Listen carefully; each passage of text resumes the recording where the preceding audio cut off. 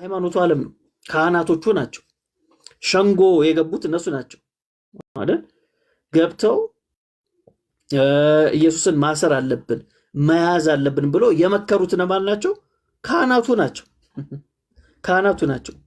ኢየሱስ 6 ችሎት ላይ ቀርቧል። 3 የሃይማኖት ችሎት፣ 3 የመንግስት ችሎት እና የመንግስት ችሎት ላይ ሲቀርብ ይሄ ሰውዬ በደል የለበትም ኃጢአት የለበትም ነው የተባለው። የሃይማኖቱ ችሎት ላይ ግን ሲቀርብ ግን ምን ተባለ? ኃጢአተኛ ነው በደለኛ ነው ተባለ። ለዛው የሐሰት ምስክሮች አምጥተው ማለት ነው።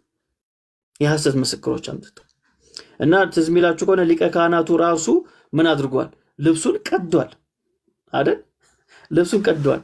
እና ጲላጦስ ጋር ስንሄድ ጲላጦስ ምንድነው ያለው?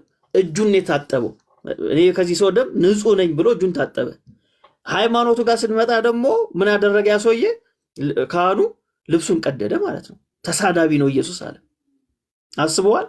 እና ለዛ እኮ ነው ኢየሱስ ቅርብ የሚሆነው ለሃይማኖተኞቹ ሰዎች አይደለም ለኃጢአተኞቹ ነው።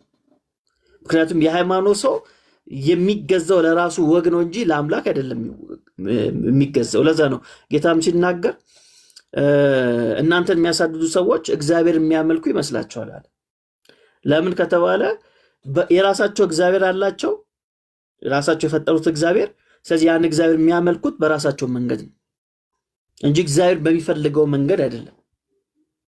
ስለዚህ ከዚህ ስም ጋር ሃይማኖት ከጀመረው ጀምሮ አይወዶም፣ አይፈልጎም። በሕፃንነቱ ማሳድዶታል። ካደገም በኋላ ሲያሳድቱን ነበር። በኋላም እንዲሰቀል አድርጎታል። ሲሞትም ራሱ አልተውትም። ሲሞት እኮ ራሱ አልተውትም። ሂደው እኮ ይሄ ሰውዬ ከዚህ በፊት ተናግረዋል፣ ከሞትኩ በኋላ እነሳለሁ ብሏል ያሉት እኮ ማን ናቸው? የሃይማኖት ሰዎች እኮ ናቸው። ሙቶ ራሱ አላመኑትም፣ አልፈለጉም ማለት ነው። ማለት ሂደው እንደዛ ላይ ተናገሩት። ይሄ ሰው በህይወት በነበረበት ጊዜ እነሳለሁ ብሏል። ስለዚህ አይ ወታደር አስቆምልን አሉት። አይ ሙቶ ራሱ ኢየሱስን የሃይማኖቱ ዓለም በዚህ ደረጃ ነው የሚጠራው። ሙቶ ብቻ አይደለም ተነስቶ ሮማውያኖቹ ሄዱ አይደል?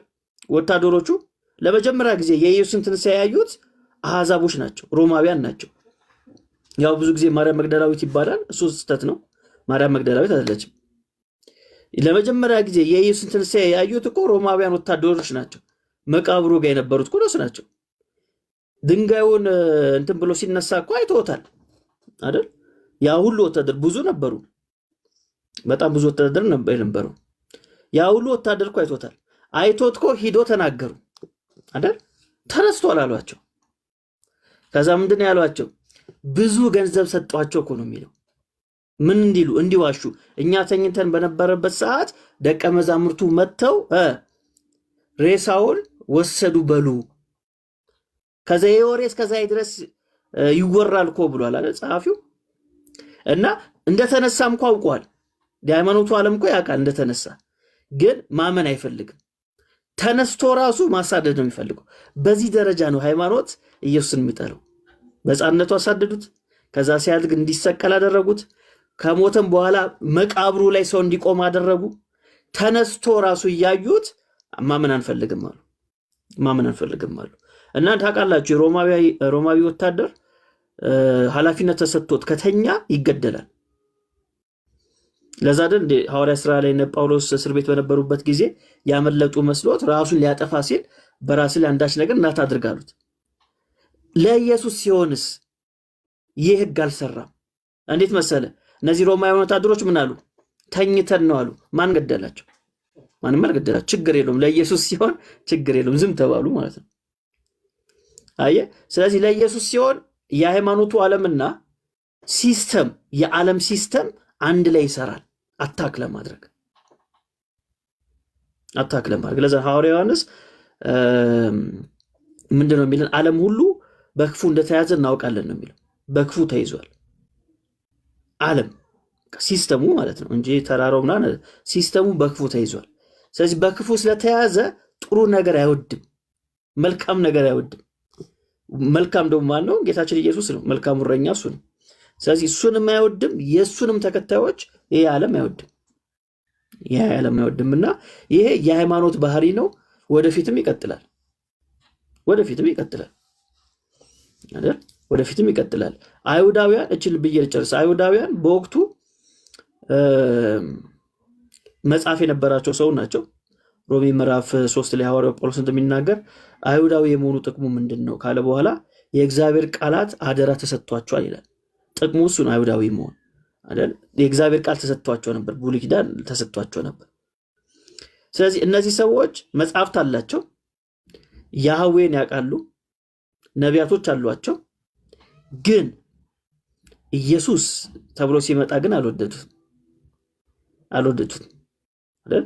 መጽሐፍት ያላቸው ናቸው፣ አባቶች አሏቸው። ሮሜ 9 ላይ ሐዋርያው ጳውሎስ የሚለው አባቶችም የነሱ ናቸው ነው የሚለን። ኪዳን የነሱ ነው ይላል። ሕግ የነሱ ነው፣ ስርዓት የነሱ ነው፣ ልጅነት የነሱ ነው፣ የተስፋው ቃላት የነሱ ናቸው። ከእነርሱም ክርስቶስ መጣ። ሲመጣ አልወደዱትም፣ አልፈለጉትም። ዛሬም ላይ የሃይማኖቱ ዓለም መጽሐፍት አለኝ ይላል፣ ወግ አለኝ ይላል፣ ስርዓት አለኝ ይላል፣ ታሪክ አለኝ ይላል፣ አባቶች አለኝ ይላል። ኢየሱስ ስትለው ግን አይወድም። ስለዚህ ኔቸሩ ነው። በቃ ይህን ማወቅ አለብን።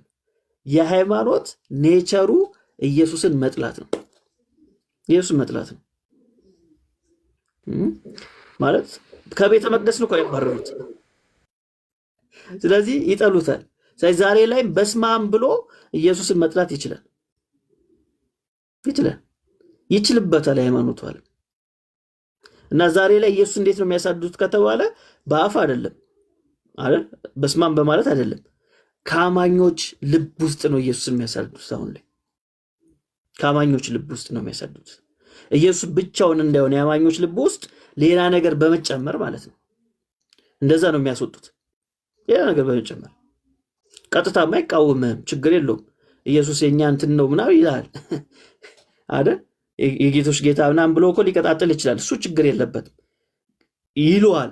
ግን ከአማኞች ልብ ግን ብቻውን እንዳይነግስ ያስቀምጥልሃል። እከሌን እናቱን፣ መስቀሉን፣ ምኑን፣ ጻድቃኑን፣ ቅዱሱ ምናምን እያለ ልብ ውስጥ ሌላ ነገር ያስገባና ዋን ብቻ ሊከብር የሚገባውን ኢየሱስን ያስወጣዋል ማለት ነው። እና አንስተውም በነገራችን ላይ መንፈሱን አንስተውም ስለነበርንበት ነው አንስተው የተለየን ሆነን ሳይሆን ስለነበርንበት መንገዱን ስለምናውቀው ሲስተሙን ስለምናውቀው የሃይማኖትን መንፈስ አንስተው። አዎ በጣም ኮመንሊ ፋይናሊ ያነሳው ነጥብ ላይ እኔ ብዙ ጊዜ እናገራለሁ። ሃይማኖተኛ ስለ ኢየሱስ ሲያወራ ውሸት እንደሆነ አውቃለሁ። እኔ አንድ ሃይማኖተኛ ብድግ ብሎ ከጌታ ጸጋና ሰላም ይብዛላችሁ ብሎ ከጀመረ ራሱ ሃይማኖተኛ አላምንም። ለምን? በቅርብም አንዳንድ ቪዲዮዎችን ስላየሁ ወደ በኋላ በዚህ ሀሳብ ላይ እንድታነሳ ዝርዝር ጥያቄዎች አሉኝ። ሰሞኑን አከራካሪ በሆነው ጉዳይ ላይ ኢቭን ከወጡ ቪዲዮዎች መካከል በቅርብ አንድ ቪዲዮ አይቻለሁ ከአንድ ሃይማኖተኛ ወንድማችን። ምንድነው የሚለው? ጉንጭ አልፋ ክርክር ነው ያለው። የክርስቶስ ኢየሱስን ቤዛነት ቀለል አድርጎ ተራ የመንደር ወሬ እንደሆነ አድርጎ ነው ያለፈው። እና እነዚህ አይነት በመርዝ የተለወሱ ኢየሱስ ጠል ሙቭመንቶችን እለያቸዋለሁ እኔ በግሌ ባይዘው። ለምን? ነበርንበት እንዳልከውም ስለነበርንበት ነው ምንለየው። እና ዝም ብሎ አሁን ካዮ ቅድም የሆነ ቪዲዮ ወደ በኋላ ከፍተዋለሁ ቪዲዮ ሰሞኑን አንድ ጉንጭ አልፋ ክርክር ብሎ ነው ያለፈው የክርስቶስ ኢየሱስን ቤዛነት። ሰማይ የመጨረሻም የመጀመሪያም ፕሮግራሙ ኢየሱስ ኮር ስብከቱ መካከለኝነቱና አዳኝነቱ ነው እንጂ ጉንጭ አልፋ ንግግር አይደለም። ይሄ ቤዛ የሚለው ቃል ባይዘው ተራ የመንደሩ ሞሬ አይደለም።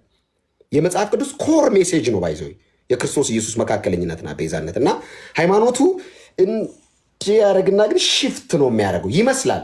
እና እሱን ወደ በኋላ እናነሳለን። አንድ ጥያቄ እዚህ ጋር ኮመንሊ ለአንተ ማቅረብ ፈልጋለሁ። ሌላ ወደ ጉዳያችን እየጠለቀን ስለሆነ ተባረክ። ግን ጸጋ ይብዛልህ። ሜላን እግዚአብሔር ይባርክ በሉት። በሃይማኖቱ ዓለም ከሚነገሩ ቃላቶች መካከል አንድ በጣም ግርም የሚለኝ ቃል አለ። እኔም በነበርኩበት ወቅት ማነሳቸው ይሄ በተለይ የጌታ እናት ጋር በተያያዘ የተወደደች የጌታ እናት ማርያም ጋር በተያያዘ ከፈጣሪ በታች ከፍጥሩ በላይ የሚል አገላለጽ አለ። ሜላይ እግዚአብሔር ከሰው በላይ ከኔ በታች አድርጎ የፈጠረው ሱፐርናቹራል ፍጥረት አለ ወይ? መጽሐፍ ቅዱስ ላይ ሰው ነው፣ መልአክ ነው እና እንትን የሆነ ሰው የሚል ነገር አለ ወይ? እንደዚህ አይነት ፍጥረትስ እግዚአብሔር ፈጥረዋል ወይ? ከፈጣሪ በታች ከፍጥሩ ሁሉ በላይ የሚባል አፈጣጠር ሂደት አለ ወይ? ፍጥረት አለ ወይ እንዲህ የሚባል? እና ለምንድን ነው ይሄ አማርኛ የጌታ እናት ጋር መጥቶ እንትን የሆነው በዚህ ጉዳይ ላይ ሀሳብ እንድትሰጥ እፈልጋለሁ። ተባረክ። ሞዴሬተሮች ቴንኪዩ። ታብታብ የምታደርጉ እንዳታቋርጡ፣ ላይቭ እንዳይቋረጥ፣ አበባ ምናምን የምትሰጡ ሰዎች ቴንኪዩ።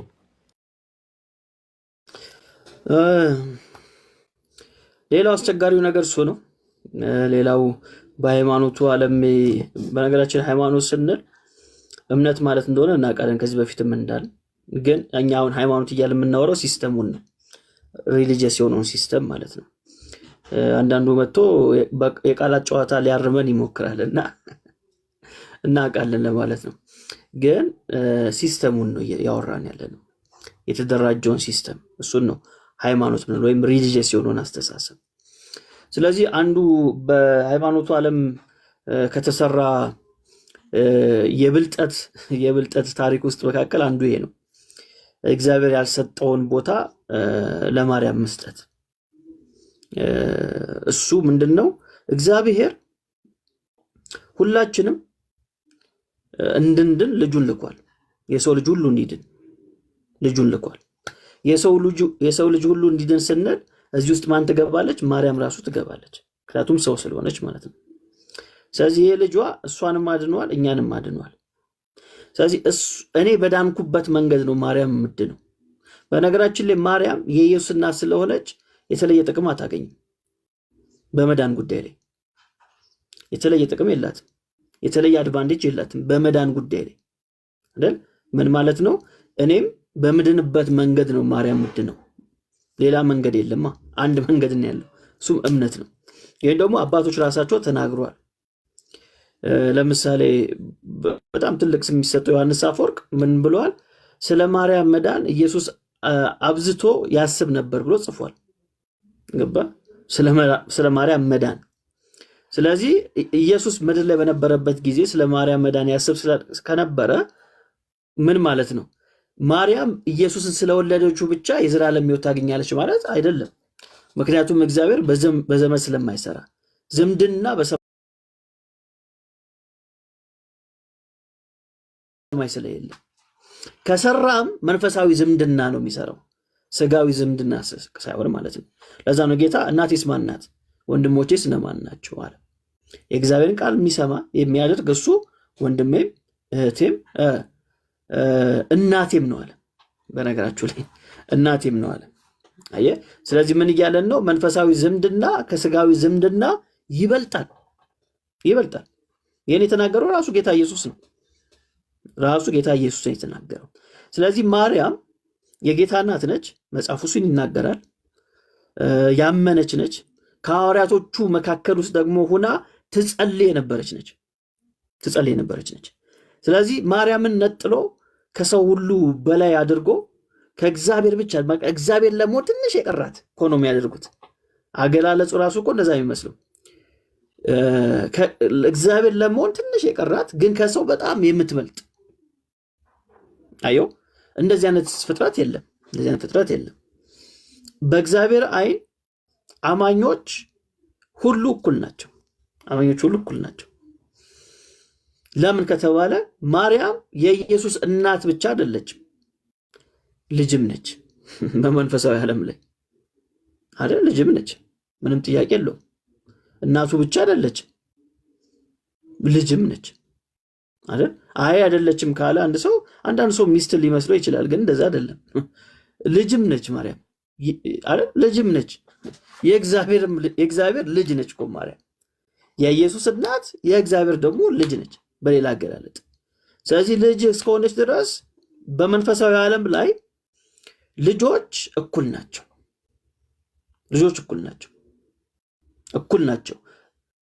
የተለየ ፕሪቪሌጅ አይሰጥም ማለት ነው በሌላ አገላለጥ። ስለዚህ ከፍጥረት በላይ አድርገህ ሌላ ፖዚሽን ውስጥ ማርያም እንድትገባ የእግዚአብሔር ፍቃድ አይደለም፣ የሐዋርያቶችም ትምህርት አይደለም። ኢቭን ማርያም ራሷ የምትፈልገው ነገር አይደለም። ማርያም ራሷ አትፈልገው።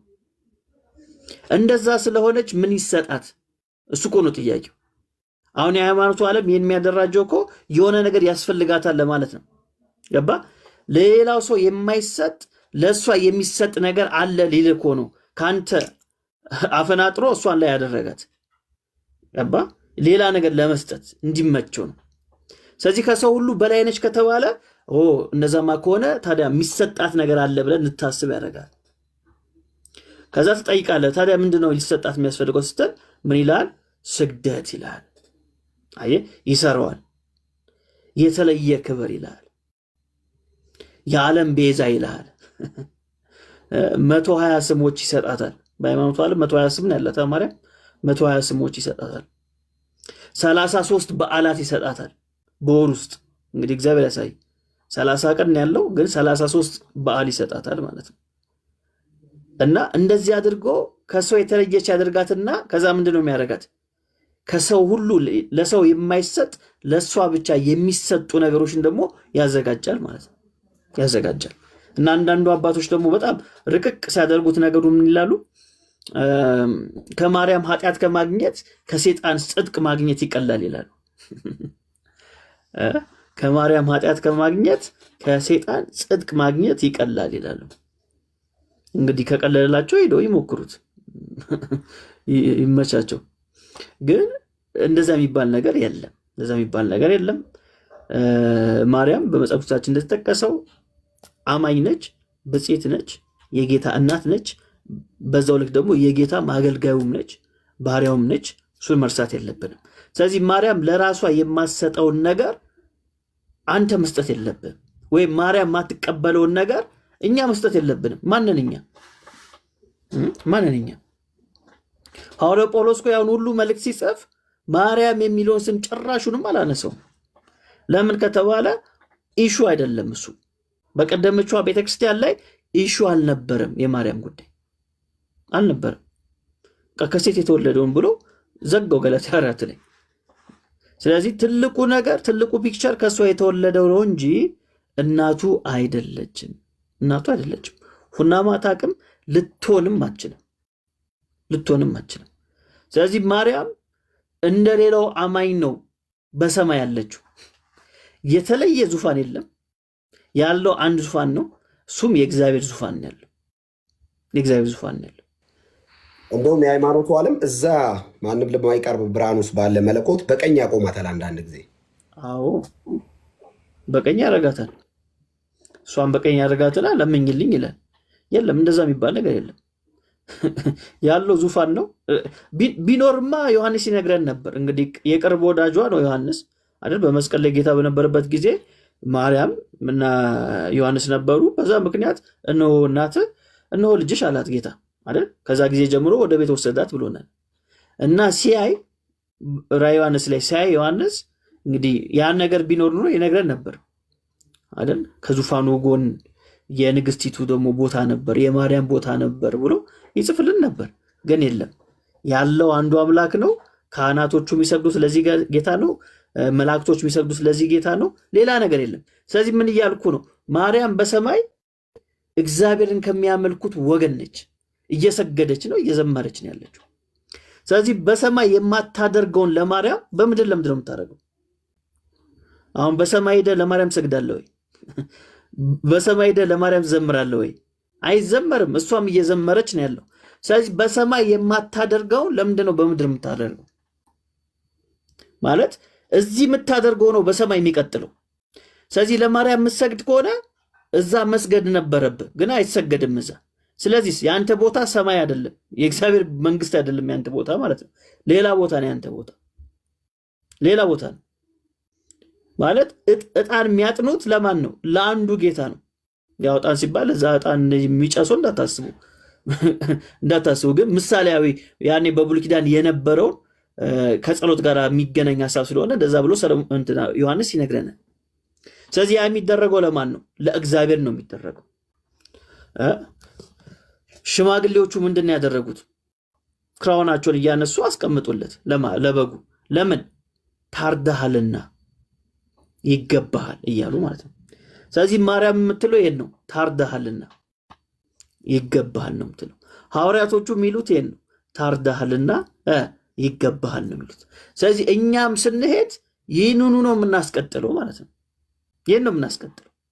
ስለዚህ ከማርያም ጋር እንዲህ ቁጭ ብለህ እንዲህ ቁመህ ነው የምታመሰግነው ማለት ነው፣ የምታመሰግነው። ስለዚህ እዚህ ምድር ላይ ሰማይ ላይ ማታደርገውን ምድር ላይ አታድርገው።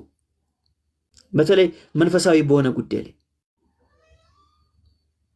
እና የሃይማኖቱ ዓለም ያልገባው ነገር ይሄ ነው። አሁን ሰማይ ሄዶ ሊከራከር ነው አስቧል እንዴ? ለማርያም ስግደት ይገባታል ልትል ነው? ሰማይ ሄደ ማለት ነው።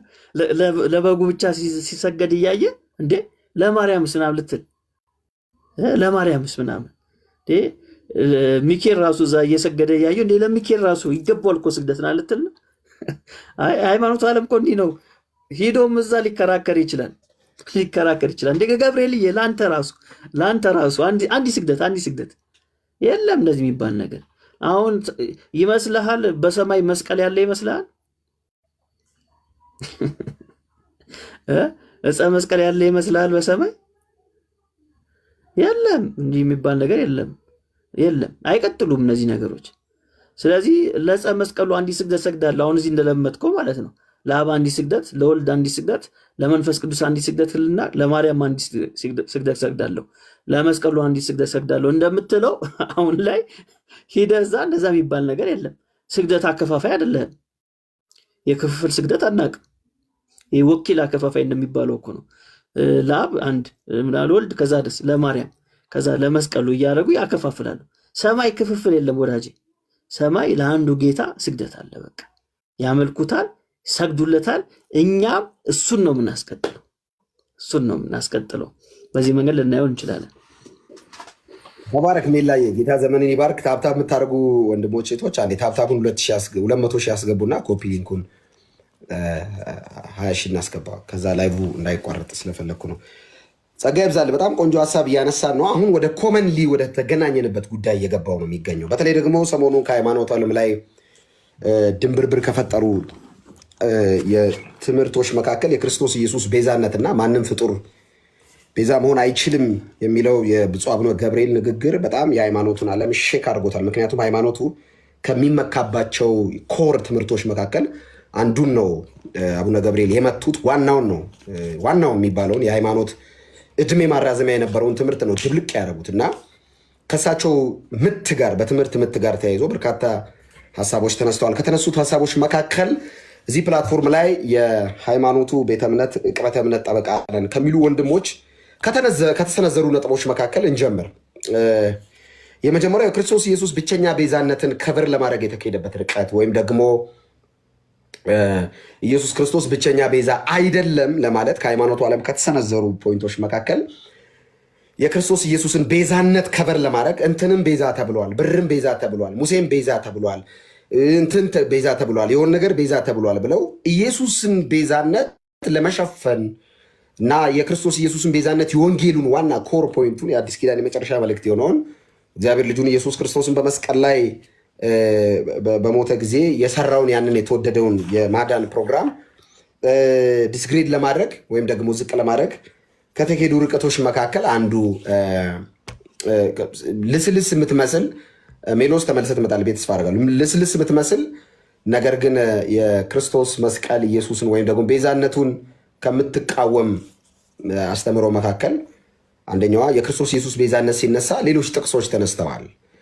አሁን መጽሐፍ ቅዱስ ላይ የተመዘዙ ስለ ቤዛ ከቤዛ ጋር ተያይዘው የተነሱ ጥቅሶች ለምንድን ነው የመጡት? ለምንድን ነው ኢየሱስ ቤዛ ነው ሲባል እንትንም እኮ ቤዛ ነው የሚል ተመሳሳይ ጥቅስ የሚመስሉ ተመዘው የመጡት በሃይማኖቱ ዓለም ለምንድን ነው?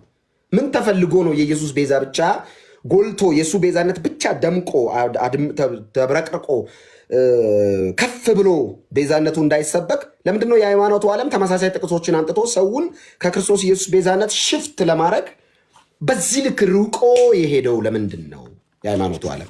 እና ደግሞ አሁን አያይዘን እንድታነሳ የምፈልገው አሁን ሰሞኑንም አንድ ቪዲዮ አይቻለሁ ከሃይማኖቱ ዓለም ጉንጭ አልፋ የሚል አንድ የፖለቲከኞች ወይም የወረደ አማርኛ የክርስቶስ ኢየሱስ ቤዛነት ጋር አያይዞ ሲያወራ ተሰምተዋል። የዚህ ፕላትፎርም ላይ ቅበተ እምነት የሚሰራ አንድ ወንድም የክርስቶስ ኢየሱስን ቤዛነት ሲገልጽ ፊቱ ላይ ያለው የምጸት ቃል የንቀት ቃልን ጭምር ጉንጭ አልፋ ብሏል። እና በእውነት የኢየሱስ ቤዛነት እንደሚባለው ጉንጭ አልፋ ዝም ብሎ ንግግር ነው ወይ? እግዚአብሔር ልጁ ላይ ጨክኖ የሰራው የማዳን ፕሮግራም ልጁ ሲያቃስት ልጁ ሲጮህ ተጠማው ሲል አብ ልጁ ላይ ጨክኖ የሰራው ፕሮግራም ይህ የማዳን እቅድ ጉንጭ አልፋና ዝም ብሎ እንደሚባለው ቀልል ተብሎ የሚታለፍ ጉዳይ ነው። ተባረክ። ቀላል ጉዳይ አይደለም። የመጀመሪያው ጥያቄ ያነሳው ነው ለዚህ መልስ ሊሆን የሚችለው። ኢየሱስን የሃይማኖቱ ዓለም ያን ያህል ፍቅር የለውም ለኢየሱስ አይደል? ቅድም እንዳልነው ፍቅሩ የለውም። ኢየሱስ ልክ ሂንዱይዝም ላይ እንዳለው ማለት ነው። በሂንዱይዝም ያም አምላክ ነው፣ ያም አምላክ ነው፣ ያም አምላክ ነው፣ እንዳንዱ አምላክ ማለት ነው። እና ኢየሱስን እንደው ከአንዱ ጻድቅ በተለየ መንገድ እኔ ፍቅር አላቸው ብዬ አላስብም። እንደዛ ነው ብዬ አላስብም። የሃይማኖቱ ዓለም የሚያውቀው አንድ ነገር ምንድነው? መዋሸት ያውቃል። ይዋሻል፣ በጣም ይዋሻል። ምን ላይ ነው የሚዋሸው ከተባለ ክርስቶስ ላይ ይዋሻል። እና የሃይማኖቱ ዓለም ከሚዋሸው ነገር አንዱ ይሄ ነው። የኢየሱስን ብቸኛ ቤዛነት ላይ ይዋሻል። ብቻውን ቤዛ ማድረግ ወይም የቤዛነትን ስራ ለኢየሱስ ብቻ መስጠት አይፈልግም የሃይማኖቱ ዓለም።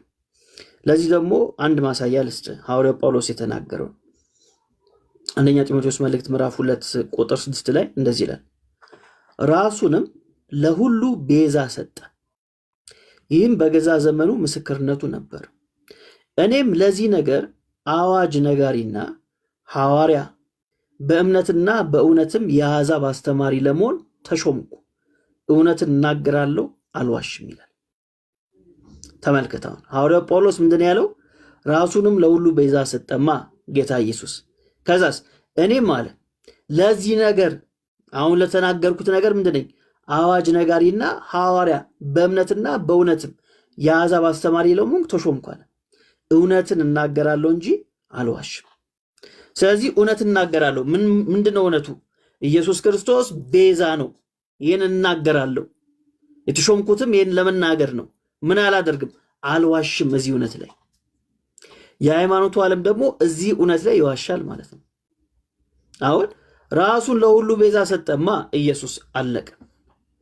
አሜን ተባብለን እኮ ነው መለያየት ያለብን። ገባ?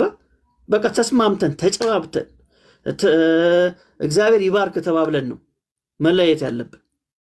ግን የሃይማኖቱ ዓለም ደስ አይለውም፣ ደስ አይለውም። በሚያሳዝን ሁኔታ ደስ አይለውም። ቆይ አንድ ነገር ልጠይቅ። የሃይማኖቱ ዓለም ለኢየሱስ የሰጠው ለማርያም ያልሰጠው ምን አለ? ምን አለ?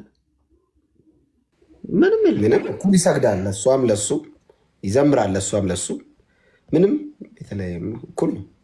የተለየ ነገር ለኢየሱስ ሲያደርግ ምንም የለም፣ ምንም የለም።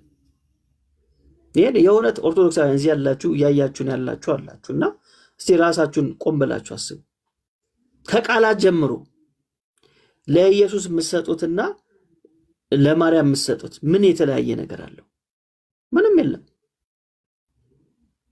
ምንም የለም። ኢየሱስን ቤዛ፣ ማርያምን ቤዛ፣ ኢየሱስን ማዳኝ፣ ማርያምን ማዳኝ፣ ምንም የተለየ ነገር የለም። ለኢየሱስም ትዘምራለህ፣ ለማርያም ትዘምራለህ። እንደውም አብልጠ ነው ለማርያም የምትዘምረው፣ አብልጠ ነው ለማርያም የምትዘምረው። ለምሳሌ ኮሌክሽኖች አሉ በኦርቶዶክስ ቤተክርስቲያን። እንግዲህ አሁን ላይ ያለውን ባላቅም እኛ በነበርንበት ዘመን ኮሌክሽን ምናምን ይሰራል። ማለት የሆነ ዝማሬ ስትሰራ ለማርያም ለእግዚአብሔር ምናምን ትሰራለህ።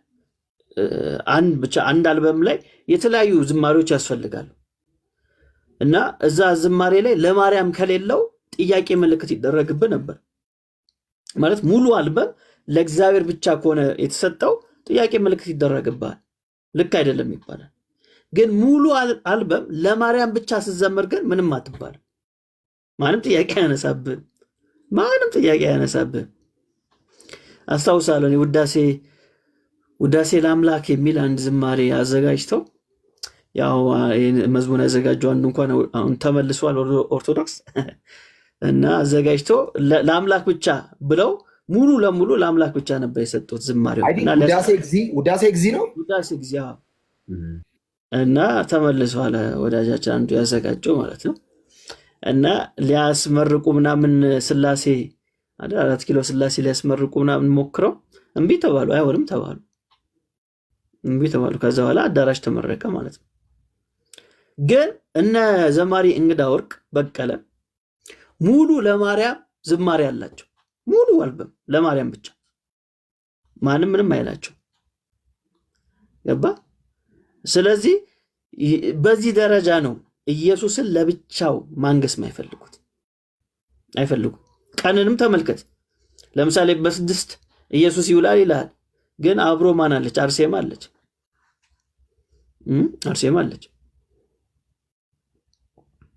ስለዚህ እያንዳንዱ ላይ ምን አለ? ድርብ በዓል ነው ያለው፣ ለብቻው የለውም። እያንዳንዱ በዓል ብታይ እንደዛ ነው ያለው። ስለዚህ ኢየሱስን ብቸኛ ቤዛ ብሎ መጥራት የሃይማኖቱ ዓለም አይወድም እንደዚያን ነገር። እንዴ ይገባዋል ብሎ ስለማያስብ እኮ ነው። ይገባዋል ብሎ አያስብም። ለማርያም ሲሆን ግን ምን ይላል? ይገባታል ብሎ ነው የሚያስቡት። ለማርያም ሲሆን ይገባታል ብሎ ነው የሚያስቡት። በጣም ከዚህ ጋር በተገናኘ አንድ ድምፅ ላሰማችሁማ። አንድ ድምፅ ላሰማ። እስከምን ደረጃ የሃይማኖቱ ዓለም እግዚአብሔር እንደሚጠላ ሰሞኑን የተለቀቀ ቪዲዮ ላሰማችሁ፣ ምን እንደሚል ሰውየው። አንድ ሊቀ ሊቃውንት የሚባል ሰውዬ የምን ሊቅ እንደሆነ ጌታ ያውቃል እንጂ ላሰማ ምን እንደሚል ሰሞኑን በተነሳው ጉዳይ ላይ በተለይ ከመዳን ጋር ተገናኝቶ ስማው። በእውነት ቤዛነቷን ቅዱስ ያሬድ መስክሮ፣ አባ ዘጊዮርጊስ ቤዛነቷን መስክሮ፣ እነዚህ ሁሉ ሊቃውንት ሲኦል ከገቡ እነሱ ከሌሉበት ገነት እነሱ ያሉበት ሲኦል ለኔ ይሻለኛል። በእርግጠኝነት ምነግራችሁ እነሱ አመስግነው አክብረው ቤዛነቷን መስክረው ገነት እንደገቡ እኛም ገነት እንገባለን ብለን እኮ ነው ምናወድሳት ምናከብራት። በእውነት ቤዛነቷን ቅዱስ ያሬድ መስክሮ፣ አባ ዘጊዮርጊስ ቤዛነቷን መስክሮ፣ እነዚህ ሁሉ ሊቃውንት ያሬድ መስክሮ፣ በእውነት ቤዛነቷን ቅዱስ ያሬድ መስክሮ፣ አባ ዘጊዮርጊስ ቤዛነቷን መስክሮ፣ እነዚህ ሁሉ ሊቃውንት ሲኦል ከገቡ እነሱ ከሌሉበት ገነት እነሱ ያሉበት ሲኦል ለኔ ይሻለኛል። ሰማችሁታ? እንግዲህ ሊቀ ሊቃውንት የሚባል ሰው ነው፣ ቀለም ወርቅ የሚባል ሰውዬ ማለት ነው። ቤዛነቷን ቅዱስ ያሬድ እዚህ ቲክቶክ ላይም አለ እና ምንድን ያለው እነዚህ አባቶች የማርያም ቤዛነት ለማርያም ያን ሁሉ ምስጋና ያመሰገኑ እና አባ ጊዮርጊስ ዘጋስጫ አሁን ላይ ሲኦል ከሆነ ያሉት እነሱ ከሌሉበት ገነት እነሱ ያሉበት ሲኦል ይሻለኛል አለ። እንግዲህ የሚሻለው እሱ ያውቃል፣ ግን እኛ ባይሻላችሁ ይሻላል ነው የምንለው። አይ ምን ማለት ነው መሰለ? ገነት ውስጥ እግዚአብሔር እንግዲህ ገነትን ገነት የሚያስብለው የእግዚአብሔር መኖር ነው አይደል? እግዚአብሔር ኑሮ ተመልከት፣ እግዚአብሔር ኑሮ አባ ጊዮርጊስ ዘጋስጫ ከሌለ ገነት ውስጥ አልፈልገውም። በሌላ ገላለጥ ምን እያለን ነው? እግዚአብሔርን አልፈልገውም፣ አባ ጊዮርጊስ ዘጋስጫ ይበልጥብኛል። እንግዲህ ገነት ውስጥ ጌታ ነው ያለው አይደል? ገነትን ገነት የሚያስብለው ጌታ የጌታ መኖር ነው፣ የኢየሱስ መኖር ነው። ግን ኢየሱስ ኑሮ ቅዱስ ያሬድ ከሌለ ዛ ገነት ውስጥ አልፈልጎም። ያን ገነት ከያሬድ ጋራ ሲኦል መሆን ይሻለኛል። ያው ቃል በቃል ያለው ነው። ስሙት። በእውነት ቤዛነቷን ቅዱስ ያሬድ መስክሮ፣ አባ ዘጊዮርጊስ ቤዛነቷን መስክሮ፣ እነዚህ ሁሉ ሊቃውንት ሲኦል ከገቡ እነሱ ከሌሉበት ገነት እነሱ ያሉበት ሲኦል ለኔ ይሻለኛል። ሲኦል ይሻለኛል የሚል ሊቅ እና የሚከተል ሰው እንዴት ነው ገነት የሚገባው? ሲኦል ይሻለኛል ብሎ የመረጠ መምህር፣ የሃይማኖት መምህር ጌታ ለዚህ እኮ ነው እናንተ ማትገቡም የሚከተሏችሁም ሰዎች አይገቡም ማለት ሰው እንዴት በዚህ ደረጃ እንደዚህ ይላል? አባ ጊዮርጊስ ዘጋስጫ ከሌለበት ገነት። ከዚህ በፊትም እንትናም ሲናገር ሰምቻለሁ። ዲያቆን ዳንኤል ክብረት ተክለ ሃይማኖት ከሌሉበት ገነት ተክለ ሃይማኖት ያሉት ሲኦል ይሻለኛል ብሎ እሱም ሲያወራ ነበር፣ ሲሰብክ ነበር ከዚህ በፊት። አሁን ደግሞ ይህም ራሱ አባ ጊዮርጊስ ዘጋስጫ ይለናል። እነሱ ከሌሉበት ለምን መሰለ? ለማርያም ያላቸው አምልኮተ ማርያም አምልኮተ እኮ ማርያም ነው። ምክንያቱስ አባ ጊዮርጊስ ዘጋስጫ ለማርያም ያን ሁሉ ድርሰት ጽፎ ያን ሁሉ ምስጋናን ጽፎ ሲኦል ከገባ እንዴ ከሱ ጋራ ሲኦል ቦን ይሻለኛል እንደው እንትን አደረገው እኮ ሲኦልን 4 ኪሎ ያለውን የወዳጅነት ፓርክ አደረገው። ዝም ብሎ ቁጭ ብለህ የምትዝናናበት ነው የመሰለው። ውዳሴ ማርያም እንኳ አትደግምም ሲኦል። ወዳጄ አንዳንድ ሰው እኮ በጣም እኮ ነው የሚገርም። ማለት በዚህ ደረጃ እንዴት ሰው የልቦና እውር ይሆናል? በዚህ ደረጃ ማለት ሲኦል ይሻለኛል ብሎ የሚያስብ ሰው አለ? አየህ፣ ገነት ራሱ ለምን እንደሚገባ ፐርፐዙን አያውቅም። ይህ ሰው የገነትን ፐርፐዝ ራሱ አያውቅም። ማለት ገነት የምትገባው እኮ ቅዱስ ያሬድን ለማግኘት አይደለም። ምን ሆነሃል? አይደለም እኮ አይደለም። ቅዱስ ያሬድ ይቅርና ሐዋርያው ጳውሎስን ለማግኘት አይደለም እኔ ገነት የምመርጠው። እንዴ ወዳጄ ምን ማለት ነው? ካገኘሁት እሰየው፣ ግን ለጳውሎስ ለማግኘት ብዬ አይደለም የምሄደው። እኔ ዮሐንስን ለማግኘት ብለህ ነው እንዴ ገነትን የምትመርጠው? የጌታ እናትን ማርያም ለማግኘት ነው እንዴ ገነት የምትመርጠው? ምን ማለት ነው? እንደሱ አይደለም። ሲጀመር ገነት የሚለው ኮንሰፕት ምንድን ነው? የእግዚአብሔር ሕልውና ነው። አዳም እኮ ገነት ውስጥ ሆኖ እኮ ነው ከእግዚአብሔር ሲሮጥ የነበረው አይደል? አዳም ገነት ውስጥ ሆኖ እኮ ከእግዚአብሔር ሲሸሽ የነበረው። ተሸሸኩ ፈራው ያለው እኮ ገነት ውስጥ ነው። ለምንድን ነው ከተባለ ከእግዚአብሔር ሕልውና ራቀ፣ ኃጢአትን ሰራ፣ በደለ። ስለዚህ አንድን ገነት የሚያስብለው ምንድን ነው? ከእግዚአብሔር ጋር ያለ ፌሎሺፕ ነው። እኛ እንኳን እንደዚህ ልንል ይቅርና እዚሁ ምድር ላይ ከሆነን ገነት ገብተናል ምንል ሰዎች ከሆነን ምን ዘምር ሰዎች ከሆነን ልዩነታችን እኮ እንደዚህ ነው። እነሱ ጭራሽ አንፈልገውም ሲኦል ይሻለናል ሲሉ፣ እኛ ደግሞ ጭራሽ እዚሁ ምድር ላይ ሆነን ገነት ገብቻለሁ እዚሁ ምድር ላይ እያልን ቅኔ እንቀኛለን። እና መንቃት ካስፈለገው ኦርቶዶክሳዊ አሁን ነው መንቃት ያለብህ። ሲኦል ይሻለኛል የሚል ሃይማኖት ሲኦል ይሻለኛል እና ስታስበው የማያምኑትን ሰዎች ልቦና የዚህ ዓለም አምላክ አሳወረ አይደል የሚለው ሐዋርያው ጳውሎስ 2 ቆሮንቶስ 4 ላይ በቃ ታውሯል እነዚህ ሰዎች እንጂ ሰው በጤነኛ አይምሮ ሲኦልን በጭራሽ ሊመርጥ አይችልም፣ በጭራሽ ሊመርጥ አይችልምና ይሄን ይመስላል። ግን ገነት ይሻላችኋል። እኛ እንደ ወንድም የምንመክራችሁ ገነት ይሻላችኋል፣ ሲኦል ይቅርባችሁ። አይ አንፈልግም ካላችሁ እንግዲህ የሚበጃችሁ እናንተ ታውቃላችሁ። ጌታ ይባርክ። በጣም ቆንጆ ቆንጆ ሀሳብ እያነሳ ነው የምንገኘው። ወደ ኮር ፖይንቱ ደግሞ አሁን መተናል። የክርስቶስ ኢየሱስ ብቸኛ ቤዛነት ወይም ደግሞ ኢየሱስ ቤዛ ነው፣ ሊቀ ካህን ነው፣ አማላጅ ነው፣ መካከለኛ ነው። በአብ ዘንድ የሚታይልን እሱ ነው መጽሐፍ እንደሚናገረው። የሃይማኖቱ ዓለም ደግሞ ኢየሱስ አማላጅ ነው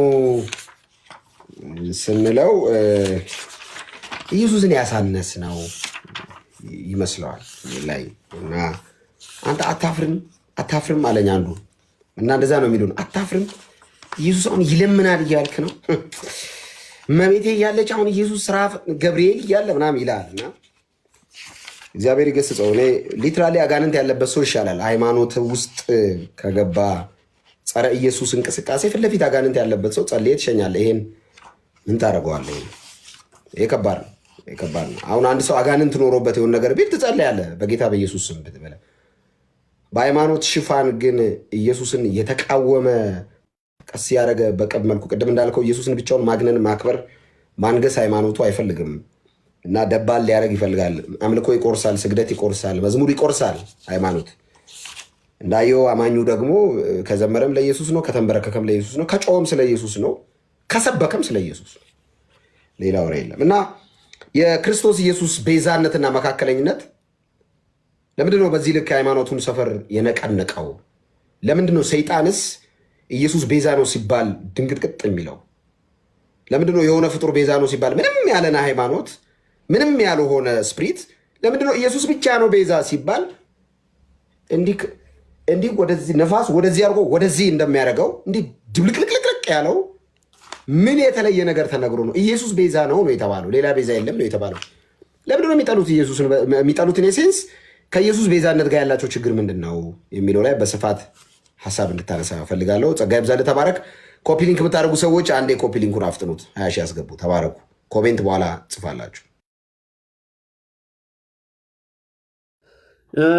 ለምን መሰለ ቤዛ ስንል ምን ማለት ነው? ቤዛ ስንል እንግዲህ ሰሞኑን የተለያየ ትርጉም ስንሰማ ነበር። ያ ሁሉ እንዳለ ግን በጣም ማትኮር ያለብን አንድ ትርጉም አለ። ስለ ቤዛነት ስናወራ ብዙ ጊዜ ምትክ ምናምን ሲባል ሰምተናል። ቤዛ የሚለው የማስለቀቂያ ገንዘብ ማለት ነው። የማስለቀቂያ ገንዘብ ማለት ነው። በተለይ ፊልም ላይ ሰምታችሁ ከሆነ የውጭ ፊልም የምታዩ ሰዎች ብዙ ጊዜ ራንሰም ሲባል ሰምታችሁ ይሆናል አይደል? ለምሳሌ የሆኑ ግሩፖች ይመጡና የሀብታም ልጅ ይሰርቁና ከዛ ምን ያደርጋሉ? ደውለው ራንሰም ይላሉ ማለት ነው። ምን ማለት ነው?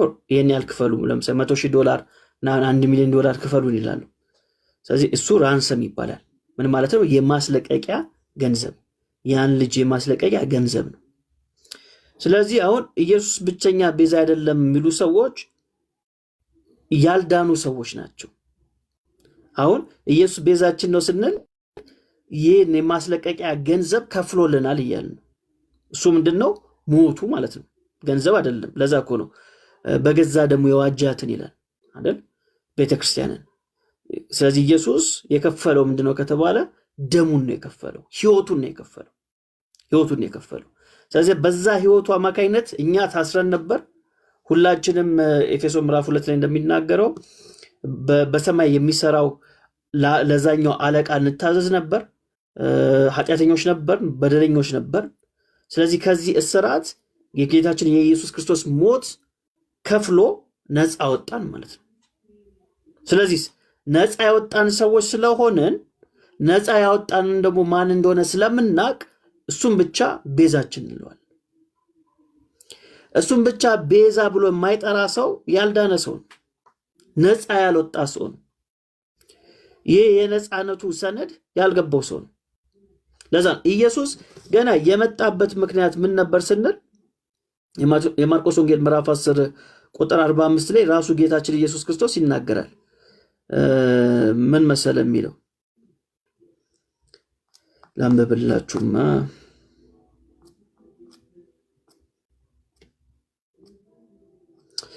እንደዚህ ላይ እንዲሁ የሰው ልጅም ሊያገለግልና ነፍሱን ለብዙዎች ቤዛ ሊሰጥ እንጂ እንዲያገለግሉት አልመጣም። ስለዚህ ኢየሱስ የመጣበት ምክንያት ምንድነው ስንል የሰው ልጅን ሊያገለግልና ነፍሱንም ቤዛ እንዲሆን ለመስጠት ነው። ስለዚህ ኢየሱስ ገና ሲወለድ ዓላማ ይዞ ነው የተወለደው። ኢየሱስ አይደል? ዓላማ ይዞ ነው የመጣው። ሌሎቹ ስንል አሁን ለምሳሌ ማርያም ስትወለድ ቤዛ እንድትሆን ታስበው አይደለም የተወለደችው፣ እንደዛ አይደለም። ኢየሱስ ግን ሲመጣ ቤዛ ሊሆን። ቤዛነቱ ስለማን ነው? ለኛ ብቻ ነው እንዴ? አይደለም፣ ለእናቱም ጭምር ነው። ማርያምም ራሱ የኢየሱስን ቤዛነት ያስፈልጋት ነበር። ስለዚህ ኢየሱስን የሰራውን ስራ ለማርያም መስጠት ለሚፈልጉ ብቻ ነው። ሌላ ነገር እኮ የለውም። ሌላ ነገር የለውም። ቅድም እንዳልኩት ነው፣ ለኢየሱስ የሚሰጡት ለማርያም የማይሰጡት ነገር የላቸውም፣ ምንም የላቸው። ስለዚህ ኢየሱስን ብቸኛ ቤዛ ካልከው ማርያምን ታስወጣታለና እሱ እንደውም አይፈልጉትም። ስለዚህ ኢየሱስ ብቸኛ ቤዛ አይደለም፣ እናቱስ ይለዋል። እናቱስ አዩ። ስለዚህ አልዳንም። የዳነ ሰው እኮ ማን እንዳዳነው ያውቃል። ነፃ የወጣ ሰው ማን ነፃ እንዳወጣው ያውቃል። ስለዚህ ኢየሱስ ቤዛችን ነው ስንል ነፃ ያወጣኝ እሱ ነው እያልን ነው። ከኃጢአት ስርዓት፣ ከሞት፣ ከኩነኔ፣ ከፍርድ ነፃ የወጣ ነው በማን ነው? በክርስቶስ በኩል እያልን ነው። ማርያም በየትኛውም አግባብ እንደዛ ልታደርግ አትችልም። ስለዚህ የማስለቀቂያውን ገንዘብ የከፈለው ህይወቱን የከፈለው ማን ነው? ጌታችን ኢየሱስ ነው። ማርያም እኛን ለማስለቀቅ የከፈለችው ዋጋ የለም፣ ምንም ዋጋ የለም፣ ምንም ዋጋ የለም። ራንሰም የሚለው እሱ ነው። ራንሰም እና በነገራችን ላይ ራንሰም ተብላ ማርያም በኦርቶዶክሳውያንም ዘንድ አትጠራም። ይሄ ትምህርት የካቶሊካውያን ትምህርት ነው። ማየት ይችላላችሁ። ኮፕቲክ ጋይድ ማርያምን ራንሰም ብሎ አይጠሯትም። ካቶሊካውያን ናቸው ማርያምን ራንሰም ብሎ የሚጠሯት። ለዛውም በካቶሊክ ቤተክርስቲያን አንድ ነገር አለ።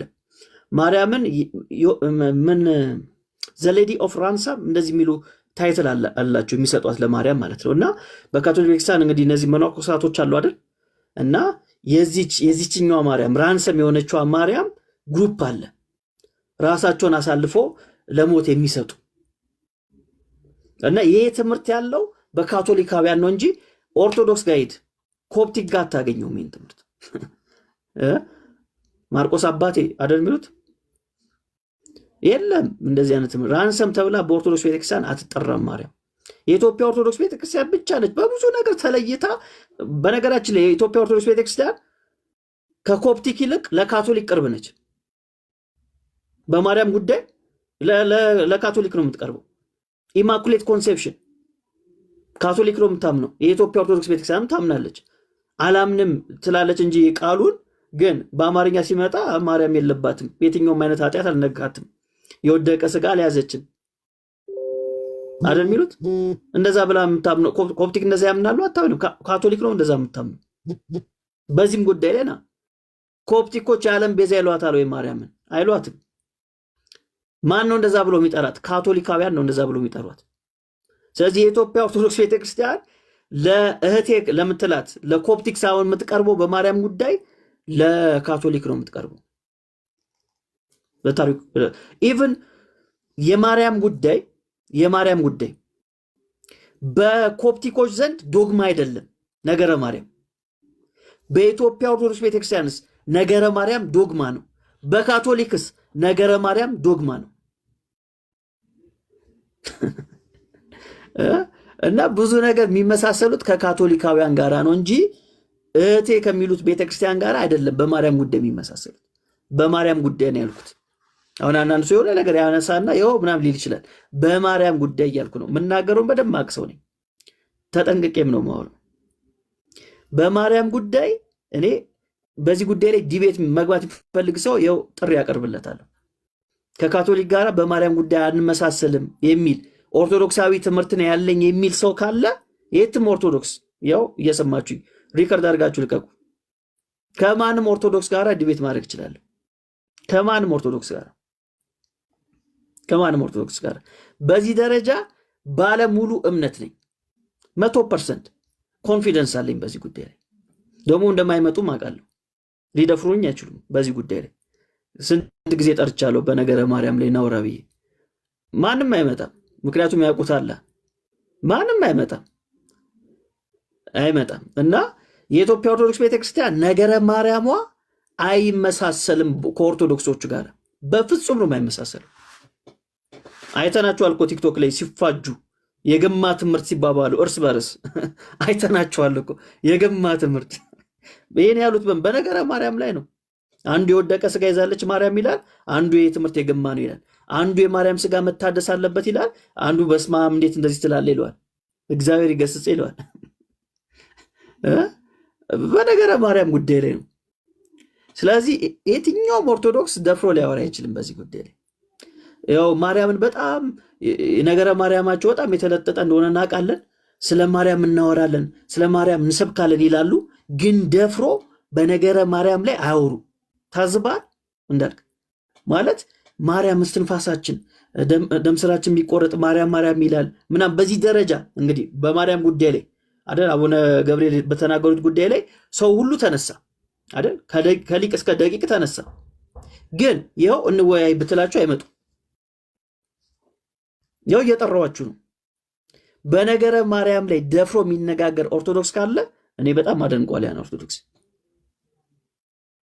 አላችሁ? እስቲ እናያችሁ። በነገረ ማርያም ላይ የምታወሩ ኦርቶዶክሳውያን እውነት ትምህርታችሁ መጽሐፍ ቅዱሳዊ ብቻ ሳይሆን ከሌሎቹ ኦርቶዶክስ ቤተክርስቲያን ጋር ይስማማል ወይ? እስቲ እናያችሁ ካላችሁ። የላችሁም፣ እንደማትመጡ እናውቃለን። የምትመጡ ከሆነ ያው ሪከርድ አድርጋችሁ ልቀቁልኝ።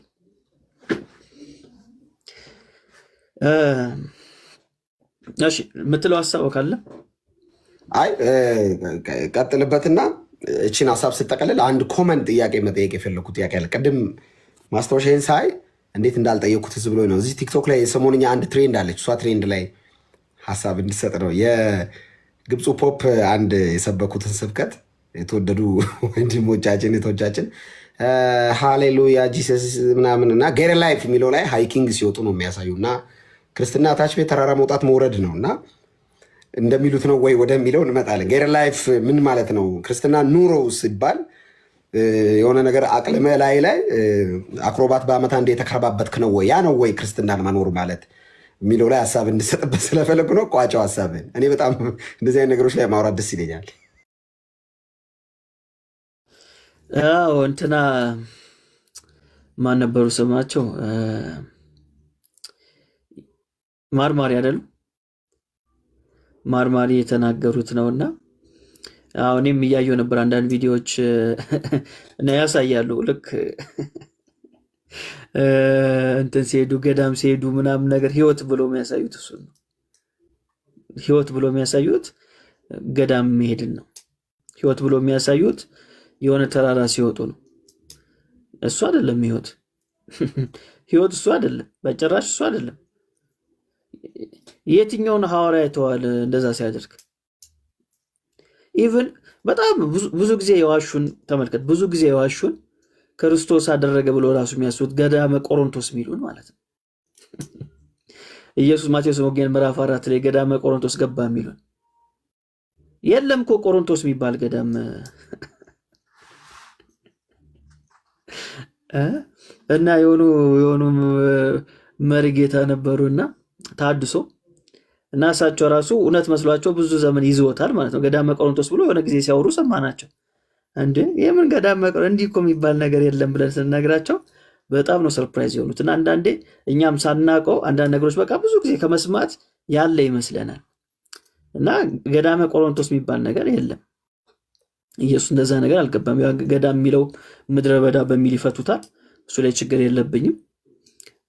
እንዳልኩ ያው ይህን ሪከርድ አድርጎ በኋላም ስለሚያወሩበት የምናገራቸውን ቃላቶች እየተረጎምኩላቸው ነው የማወራው። እና ገዳም ምን ማለት እንደሆነ እናውቃለን፣ ምድረ በዳ ምናምን እንደሆነ። ግን ቆሮንቶስ የሚባል ግን የለም፣ እስራኤል ውስጥ የለም። ቆሮንቶስ ግሪክ ነው ያለው። እና ገዳመ ቆሮንቶስ ብሎ ነግሮ ሆናል። ኤኒዌይስ እሱ አይደለም ህይወት የሚባለው ማለት ነው። የህይወት ትርጉሙ አለመግባት ነው። የህይወት ትርጉም አለመግባት ነው።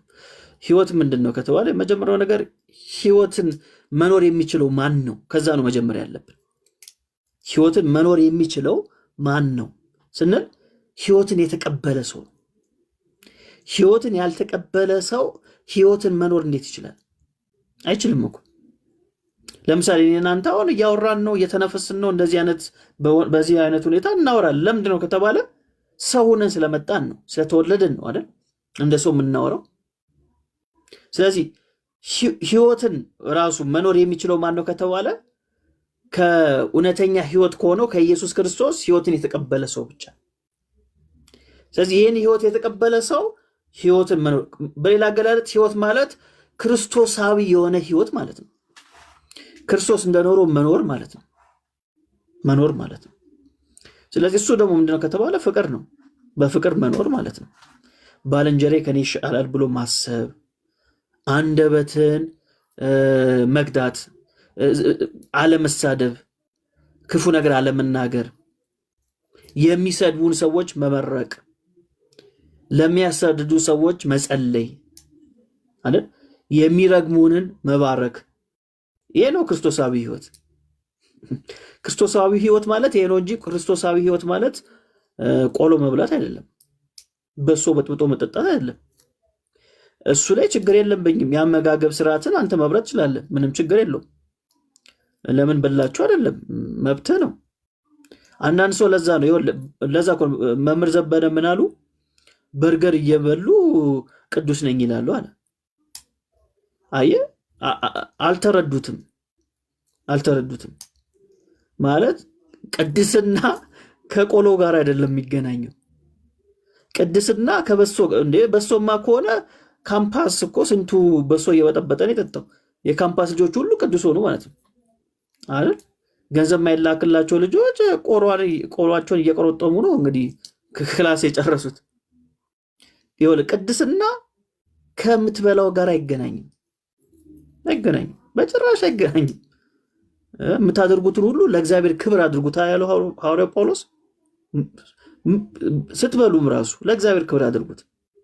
በቃ የምትበላውን ነገር በትክክለኛው መንገድ እስከሆነ ድረስ፣ ወንድምን እንዳይሰናከል በሆነ መንገድ እስከሆነ ድረስ የትኛውም ነገር ለንጹሐን ሁሉ ንጹህ ነው የሚለን ቲቶ ላይ አይደል? ንጹህ ለሆነ ሰው ሁሉ ንጹህ ነው። እና የሃይማኖቱ ዓለም ግን ምን መሰለ ከላይ ይመስላል፣ ከላይ ይመስላል አይደል? ስታየው እንደ ይችን ብቻ ቀምሰው ነው እንደሚኖሩት በቃ ይማ በጸጋ ካልሆነ ምን አይላል። ሂድ ሂንዱይዝም ጋር ህንድ ሀገር ሂድ። ለብዙ ዓመት ሳይበሉ ገዳም ውስጥ ያሉ መነኮሳቶች አሏቸው፣ ሞንክ የሚሏቸው አይደል? ሪከርዱን የያዙት እኮ እነሱ ናቸው። እንደው ረጅም ጊዜ ባለመብላት ያስገርመዋል ማለት እችን የሚያካክሉ ሰዎች ማለት ቅጥነታቸው ምንም ነገር የማይበሉ አሉ እኮ ሞንኮች። ሂንዱይዝም ሂድ፣ ቡዲዝም ጋር ሂድ አሉ ሞንኮች። አንተ ቆሎ ትላለህ። ቆሎ ማይበላ አለለ ክርስቲያን ያልሆነ ኢየሱስን ያልተቀበለ። እሱ አይደለም ጉዳዩ፣ እሱ አይደለም ጉዳዩ። ጉዳዩ ኢየሱስን መቀበልና ክርስቶሳዊ የሆነ ህይወትን ማሳየት ነው፣ ማሳየት ነው።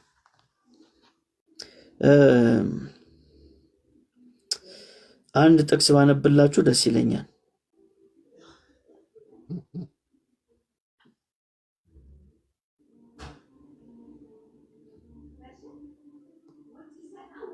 እንዲህ ይላል ሐዋርያው ጳውሎስ ቆላስይስ መልእክት ምዕራፍ 2:23 ላይ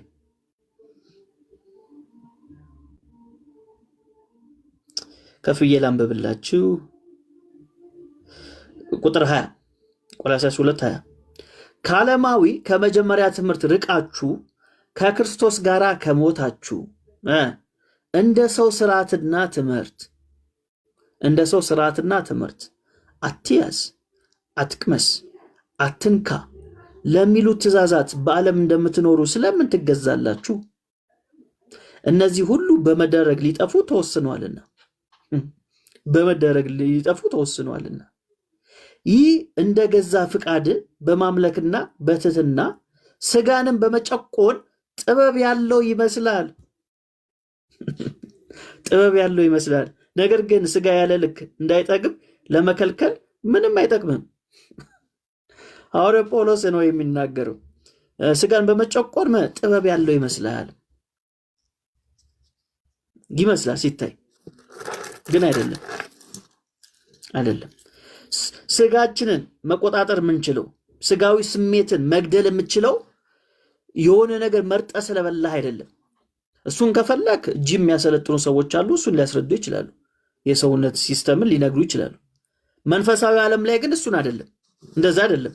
መንፈሳዊ ዓለም ላይ ስጋን የስጋዊ ፍላጎታቸውን የሚገሉ ሰዎች ምን አይነት ሰዎች ናቸው ከተባለ ቆሎ የሚበሉ ሰዎች አይደሉም።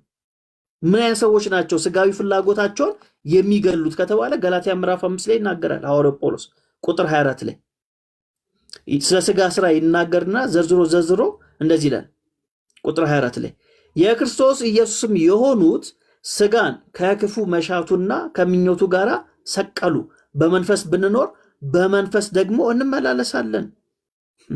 አዩ አይደል? ስለዚህ ስጋን ከክፉ መሻቱና ከምኞቱ ጋር የሰቀሉ ሰዎች ናቸው በመንፈስ የሚመላለሱት።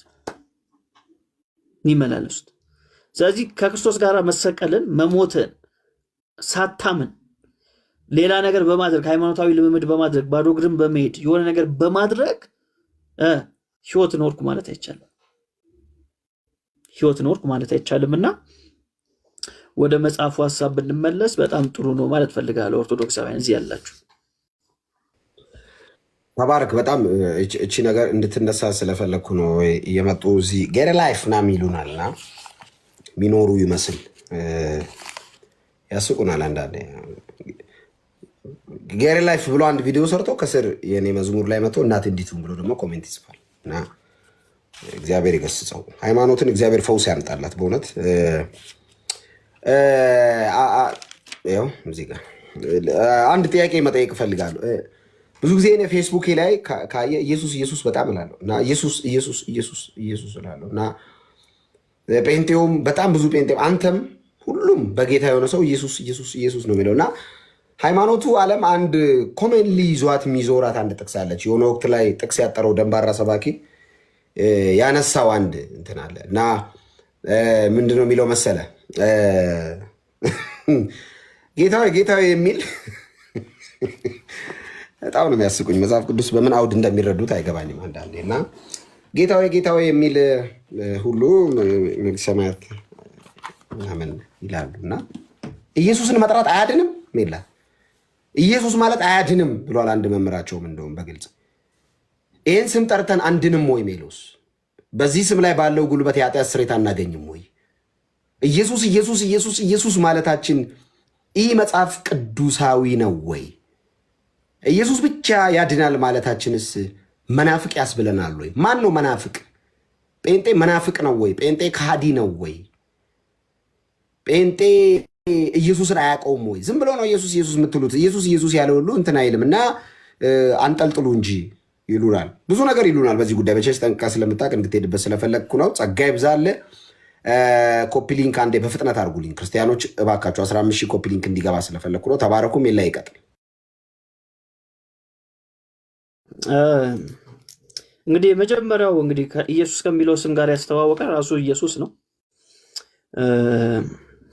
እንዴት ከተባለ ገብርኤል ስሙን ይዞ መጣ ለማርያም ነገራት ገብርኤል ከራሱ አይደለም አፍልቆ የተናገረው ተላኪ ነው ሲላክ እንደዚህ ብለ ተናገር ተብሎ ነው ከእግዚአብሔር ዘንድ የተላከው ማለት ነው ስለዚህ ኢየሱስ የሚለውን ስም ያስተዋወቀ ማን ነው እግዚአብሔር ነው በገብርኤል በኩል እነሱ እንደሚሉት አይደለም አንድ ወልዳ ስሙን አበዛችሁ አንድ ቦታ ስትሄድ ኢየሱስ አለችው ሌላ ቦታ ስትሄድ አማኑኤል አለችው አንድ ቦታ ስትሄድ መድኃኒዓለም አለችው እንደሚባለው መዝሙር አይደለም ከሰማይ ነው ያ ስም የመጣው ማለት ነው የሰማይ ስም ነው አንዳንዶችም ሲናገሩ ሰምተናል እዚህ ላይ ኢየሱስ ሲሉ ይቀፈናል ሲሉ ሰምተናል አይደል ዲያቆን የሆነ ሰው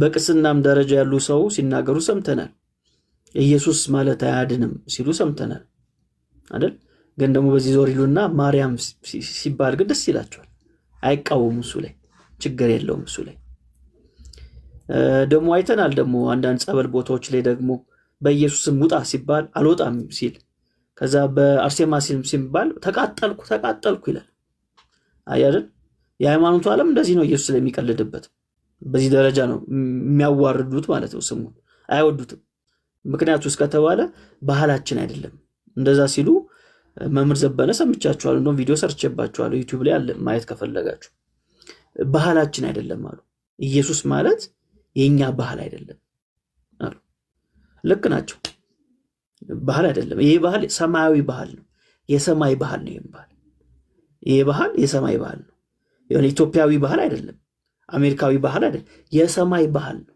ምድራዊ አይደለም ስለዚህ ዳግም የተወለዱ የሰማይ ዜጋ የሆኑ ሰዎች ባህላቸው ይሆናል ማለት ነው ባህላችን ይሆናል ስለዚህ እኛ ዳግም ተወልደናል ከማይጠፋው ዘር ዳግም ተወልደናል የሰማዩ ዜጋ ነንና ባህላችን ስለሆነ ኢየሱስ እንላለን ዳግም ያልተወለደ የሰማይ ዜጋ ያልሆነስ ባህሉ አይደለም ሊሉ አይችልም ስለዚህ ይህን ስም ያስተዋወቀን እግዚአብሔር ነው መልአኩን ልኮ ማለት ነው ከዛስ ጌታ ኢየሱስ ምን አለ ዮሐንስ ወንጌል ላይ እስከዛ ድረስ በስሜ አንዳች አልለመናችሁም ደስታችሁ ፍጹም እንዲሆን ለምኑ ትቀበላላችሁ አለ ዮሐንስ 14:16 ላይ የሚናገረው ስለ ስሙ ነው ስሙን ሰጠ አይደል ይሄ ብቻ አይደለም ጌታ ኢየሱስ ከሞት ከተነሳ በኋላ የሉቃስ ወንጌል ምዕራፍ 24 ቁጥር 47 ላይ እንደዚህ ይላል ራሱ ጌታ ነው የሚናገረው እንዲህ አላቸው ክርስቶስ መከራ ይቀበላል በሶስተኛውም ቀን ከሙታን ይነሳል በስሙም ንስሐና የኃጢአት ስርየት ከኢየሩሳሌም ጀምሮ በአሕዛብ ሁሉ ይሰበካል ተብሎ እንዲሁ ተጽፏል እናንተ ለዚህ ምስክሮቼ ናችሁ አለ ይሄ የተናገረው ኢየሱስ ራሱ ነው ምን ብሎ በስሙ አለ በራሱ ስም ማለት ነው ንስሐና የኃጢአት ስርየት ከኢየሩሳሌም እስከት በአሕዛብ ሁሉ ይሰበካል ለዚህ ነገር ምስክሮቼ ናችሁ አለ ስለዚህ ለዚህ ነገር ምስክር ነው ወይ ነው ጥያቄው ነው ወይ የኃጢአት ስርየት የሚገኘው ንስሐ የሚገኘው በስሙ ነው ኢየሱስ በሚለው ስም ስለዚህ ሰይጣን አይፈልግማ ይሄ ስም እንዲጠራ ከተጠራ ምን አለ ንስሐ አለ የኃጢአት ስርየት አለ የሌላ ስም ቢሰበክስ ንስሐ የለም የኃጢአት ስርየት የለም ስለዚህ ሌላ ስም ላይ ፎከስ እንዲያደርጉ ያደርጋል ማለት ነው ሃይማኖቷል ሌላ ስም ላይ ኢየሱስ ሲል ይከፈዋል ይደብሯል ስቅጥጥ ይለዋል ለምን ኃጢአተኛ ነው ከኃጢአቱ አልነጻም ሰይጣን አይምሮ ተቆጣጥሮታል እንዲድን ያሶየ እንዲድን አይፈልግም ስለዚህ ምንድነው የሚያደርገው ኢየሱስ የሚለውን ስም ይገፋዋል ማለት ነው ግን ኢየሱስ ምን አለ በስሜ ንስሐና የኃጢአት ስርየት። ሐዋርያው ጴጥሮስም ይህን ነው የሚደግመው። የሐዋርያ ሥራ ምዕራፍ 10 ላይ ከቆርኔሌዎስ ጋር በተገናኘ ጊዜ ይህን ቃል ያመጧል ማለት ነው። ሐዋርያው ጳውሎስስ ሮሜ ምዕራፍ 10 ላይ አንዱ ጌታ የሁሉ ጌታ ነውና ለሚጠሩትም ባለጠጋ ነው፣ የጌታን ስም የሚጠራ ሁሉ ይድናል ነው የሚለው። ተመልከቱ፣ አንዱ ጌታ የሁሉ ጌታ ነው፣ ለሚጠሩትም ምንድን ነው? ባለጠጋ ነው። ባለጠጋ ነው የኔ ጌታ ማለት። እዚህ ዓለም ላይ ስንት ቢሊየን ህዝብ ነው ያለው? ያ ሁሉ ቢሊየን ህዝብ በዚህ ሰከንድና በዚህ ደቂቃ ተስማምቶ በአንድነት ኢየሱስ ቢል ያን ሁሉ ቢሊየን ህዝብ በአንድ ሰከንድ ኢየሱስ ሊያድን ይችላል። ባለጠጋ ነው፣ ይችላል። አይደለም በዚህ ዘመን ያለውን ይቀርና ያለፈውንም ጄኔሬሽን አምጠው አንድ ላይ አድርገን ወደፊትም የሚመጣውን ጄኔሬሽን አምጠው አንድ ላይ አድርገን አንድ ላይ ሆነን ሁላችንም በአንድ ሰከንድ ኢየሱስ ብንል ሁላችንንም ሊፈታ ሊያድን ይህ ስም ይችላል። ባለጠጋ ነው። ለምን? የጌታን ስም የሚጠራ ሁሉ ይድናል ነው የሚለው። ይድናል። ስለዚህ የሃይማኖቱ ዓለምስ እንድትድን አይፈልግም። ነፃ እንድትወጣ አይፈልግም። ስለዚህ ሴጣን የሚጠላው እኛ ደግሞ የበለጠ የምንወደው የትኛውን ስም ነው? ኢየሱስ የሚለውን ስም ነው። ኢየሱስ የሚለውን ስም ነው። ለዛ ነው ሐዋርያቶች ምን አሉት? ኢየሱስን አንድ ሰው በአንተ ስም አጋንንት ሲያስወጣ አየነውና ከኛ ወገን ስላልሆነ ከለከል ነው አሉት አይደል? አባረር ነው አሉት። ከዛ ኢየሱስ ተው አላቸው። ተው። ለምን? ስሙ ሰማይ ያለው ጉዳዩ ከስሙ ጋር ነው። የግድ የሆነ ሰፈር ላይ አብረ መቆም አይጠበቅብህም። ስሙ የሁሉ ነው። የሁሉ ነው። ስለዚህ ይህን ስም ከጠራ አምነ ከጠራህበት ያድናል። ምንም ጥያቄ የለውም። ትድንበት አለ። መድኃኒት የሆነ ስም ነው። ማቴዎስ ወንጌል ምዕራፍ 1 ላይ እንደሚናገረው ህዝቡን ሁሉ ከኃጢአታቸው ያድናቸዋልና ስሙን ኢየሱስ ትለዋለህ። አየሁ አይደል? ስለዚህ ስሙ ደግሞ የሚያሳየው ምንድን ነው? ፐርሰኑን ነው የሚያሳየው። አካሉን ነው የሚያሳየው። አካሉን ያሳያል። ለምሳሌ እኔ ሜሎስ እባላለሁ። ሌላ ሰው ሜሎስ የሚባል ሊኖር ይችላል። ከአካሌ ጋር ከማንነቴ ጋር አይገናኝም። ኢየሱስ የሚለው ስም ግን ከማንነቱ ጋር ይገናኛል። አየ። ስለዚህ ሰው ስሙን መጥራት የማይፈልገው ለምንድን ነው ከተባለ ፐርሰኑን ስለማይፈልገው ነው። ያንን አካል አይፈልገውም። ሰው አይፈልገውም። ይህ ዓለም ለኢየሱስ ቦታ የለውም። በኃጢአት የተያዘ ዓለም ነው። በሴጣን ቁጥጥር ውስጥ ያለ ዓለም ነው። ስለዚህ ከዚህ ነገር ውስጥ ነፃ ሊያወጣን የሚችለው ኢየሱስ የሚለው ስም እንደሆነ ይህ ዓለም ገብቶታል። ሴጣን ገብቶታል። እኛ ይህን ስም ጠርተን ምን ብለናል? ጸድቀናል፣ ተፈውሰናል፣ ነፃ ወጥተናል፣ አርነትን አግኝተናል። ለዛ ነው ሐዋርያው ጳውሎስ እንደዚህ ይላል። አንደኛ ቆሮንቶስ ምዕራፍ 6 ላይ እንደዚህ በማለት ይናገራል። ወይስ አመፀኞች የእግዚአብሔርን መንግስት እንዳይወርሱ አታውቁምን? አትሳቱ። ሴሰኞች ቢሆኑ ወይም ጣዖትን የሚያመልኩ ወይም አመንዘሮች ወይም ቀላጮች ወይም ከወንድ ጋር ዝሙት የሚሰሩ ወይም ሌቦች ወይም ገንዘብን የሚመኙ ወይም ሰካሮች ወይም ተሳዳቢዎች ወይም ነጣቂዎች የእግዚአብሔር መንግስት አይወርሱም ካለ በኋላ ደስ የሚል ነገር ያመጣል። ከእናንተም አንዳንዶች እንደነዚህ ነበራችሁ፣ ነገር ግን በጌታ በኢየሱስ ክርስቶስ ስም በአምላካችንም መንፈስ ታጥባችኋል፣ ተቀድሳችኋል፣ ጸድቃችኋል። አየ። በጌታ በኢየሱስ ክርስቶስ ስም ምን ብለናል? ታጥበናል፣ ተቀድሰናል፣ ጸድቀናል። ስለዚህ ያገኘነውን ነገር ስለምናቅ፣ የጸዳንበትን መንገድ ስለምናቅ፣ የተቀደስንበትን እውነት ስለምናቅ ኢየሱስ የሚለውን ስም ባገኘነው ፕላትፎርም ሁሉ እናስተጋባለን፣ እንናገራለን። ሌሎቹስ ከተባለ አልጸደቁማ፣ ልንፈርድባችሁ አንችልም። ተይዘዋል በዚህ ኃጢአት። እንደነዚህ ነበራችሁ፣ እኛ ነበራችሁን የተባልነው። አሁን ላይ ግን እነዚህ ሰዎች የሆኑ ናቸው፣ አሁንም የተያዙ ናቸው። ስለዚህ ኢየሱስ የሚለውን ስም አጥብቀን የምንነግራችሁ ለዚህ ነው። ምንትሆኑ እንድትነጹ ከዚህ ኃጢአት፣ ከዚህ ርኩሰት የዘላለም ሕይወት እንድታገኙ መዳን እንድታገኙ ይህን ቅድስና እንድታገኙ ኢየሱስ የሚለውን ስም ምንጠራው እኮ ለእናንተ ነው። እኛማ ድነንበታል። እናንተም የዘላለም ሕይወት እንድታገኙበት ለእናንተ ስንል ይህን ስም እንናገራለን። ለዛም ነው እዚህ ምድር ላይ የቆየ ነው በነገራችሁ ላይ እንጂ ጌታ ኢየሱስን እኮ ስንቀበል መውሰድ ይችል ነበር፣ ወደ ራሱ መውሰድ ይችል ነበር። የቆየ ነው። ለዛ ነው ቤተሰቦቻችን እንዲድኑ፣ ጓደኞቻችን እንዲያመልጡ፣ ጎረቤቶቻችን ይህን እውነት ተቀብሎ የዘላለም ሕይወት እንዲያገኙ እግዚአብሔር ይህን አደራ የሰጠው ለመላእክት አይደለም። ይህን አደራ የሰጠው ለአንተና ለአንቺ ነው። ስለዚህ ቲክቶክ የምትጠቀሙ ክርስቲያኖች ኢየሱስ የሚለውን ስም ተናገሩ፣ ስበኩ። ዩቲዩብ ላይ ያላችሁ ክርስቲያኖች፣ ፌስቡክ ላይ ያላችሁ ክርስቲያኖች፣ ኢንስታግራም የምትጠቀሙ ክርስቲያኖች በቃ ይህን ስም ተናገሩት። ጊዜ የለም ወዳጄ፣ ጊዜ የለም። መቼ እንደምትሞት አታውቅም፣ መቼ እንደምትሄድ አታውቅም። ስለዚህ መስክረ የዳንክበትን እውነት ተናግረ ኢየሱስ ጌታ ነው እያልክ ያድናል እያልክ ብዙዎችን እያስመለጥን ማረፍ ነው ያለብን። በቃ ሐዋርያው ጳውሎስ እንዳለው በቃ ሩጬን ጨርሻለሁ አለ። አየህ፣ እኛም በዛ አይነት ስፒሪት ነው መንቀሳቀስ ያለብን።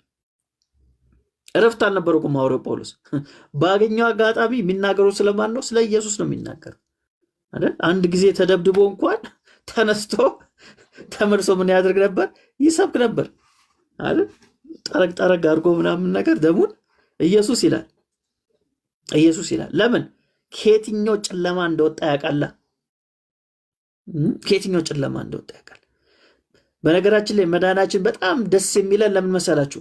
የነበርንበትን ሕይወት ስለምናውቀው ነው። ከየት እንደወጣን ስለምናውቅ ነው። የኢየሱስ ጉዳይ የበለጠ እንዲገባ መጀመሪያ የነበርከውን ማንነት ሊገባ ያስፈልጋል። አሁን አንዳንድ ሰው ብዙ ማያገባው ብዙ ማይረዳው ለዛ ነው። በጣም ብዙ ሰው አንዳንዴ አይረዳውም። በተለይ ይቅርታዬን ስናገር ግን እውነት ስለሆነ ነው፣ ስላጋጠመኝ ነው። እኔ በተለይም በጌታ ቤት ያደጉ አንዳንድ ሰዎች ብዙ ሲገባቸው እንጃ ያየኋቸው ሰዎች ሊሆኑ ይችላሉ። ማለት ከማፀን ጀምሮ በክርስቲያን ቤተሰብ ያደጉ ሰዎች በቃ ጌታ ሲባል ምናምን ስላደጉ ብዙ በዚህ ጉዳይ ላይ እንትን ሲሆኑ አላይም እና ሁሉ እያልኩ አይደለም፣ ግን እኔ አላይም እንደዚህ አይነት ነገሮች። እኛ ግን እናውቀዋለን ከየትኛው ስርዓት እንደወጣን፣ ከምን አይነት ጨለማ እንደወጣን፣ ከየትኛው የሞት ቀጠና እንደወጣን እናውቀዋለን። ለዛ እኮ ነው ሐዋርያው ጳውሎስ እና ሐዋርያው ጴጥሮስ በተመሳሳይ መንገድ ሲሰብክ አታዩም። ሐዋርያው ጳውሎስ በትጋት ነበር ሲያገለግል ነበር። አያቆምም፣ እንትን አያደርግም፣ አያመቻምችም። ጴጥሮስን ተመልከተው። ጴጥሮስ የሆነ ሰዓት ላይ ከኢየሩሳሌም የመጡ አይሁዶችን አይቶ አመቻመቸ አይደል? ከዛ ሐዋርያው ጳውሎስ ምን አደረገው? ፊት ለፊት ገሰጸው። ለምን ከተባለ ሐዋርያው ጴጥሮስ በቃ ኖርማል ነበር በፊት። ጳውሎስስ ያውቃል፣ ገዳይ ነበር፣ አሳዳጅ ነበር፣ ኢየሱስ የሚለውን ስም ይጠላ የነበረ ሰው ነው። ጴጥሮስ እኮ ወዲያው ነው የተከተለው። አያችሁ፣ ልዩነት ነበራቸው። የመጡበት መንገድ ራሱ ልዩነት አለው። ስለዚህ ኢየሱስን ከተቀበሉ በኋላ ጳውሎስ የእውነት ነው የኖረው። ለቀን አልተገዛንም፣ ለአንዲት ሰከንድ እንኳን ለቀን አልተገዛንም። እስከ መጨረሻው ድረስ ኢየሱስ እያለ ቀጠለ ማለት ነው። ከኋላ የመጣ አይና ወጣ ይሉናል በዚህ ዘመን ያሉ ሰዎች ደግሞ አንተ ዛሬ መተህ ልትመክረን እኛን፣ ዛሬ መተህ ልትሰብከን እኛን ይላሉ። ጳውሎስ ጴጥሮስን ፊት ለፊት ገሰጸው ማለት ነው። ፊት ለፊት ገሰጸው። ለምን? በወንጌል ጉዳይ ኮምፕሮማይዝ ሲያደርግ አገኘዋ። በነገራችን ላይ መንፈስ ቅዱስ ከተቀበለ በኋላ ነው ጴጥሮስ እንደዚህ ያደረገው። ከተቀበለ በኋላ ገላትያ ላይ ሄዱና አንብቡ። ከተቀበለ በኋላ በወንጌል ጉዳይ ድርድር ውስጥ ገባ ማለት ነው። ሼም ያዘው። ጳውሎስ ፊት ለፊት ተቃውሞ ማለት ነው። ለምን? ከምን አይነት እስራት እንደወጣ ያውቋል። ሃይማኖተኛም ነበር፣ በዛው ልስ ገዳይም ነበር። እና ገብቶናል፣ ከምን እንደወጣን ገብቶናል፣ ከምን አይነት እስራት እንደወጣን ገብቶናል። ለዛ ነው ኢየሱስ እያል እስከ መጨረሻው ድረስ ምን ቀጥሉ። ጸጋ ይብዛላችሁ። ተባረክ። ያው እኔ ኢየሱስን በጣም ነው የምወደው።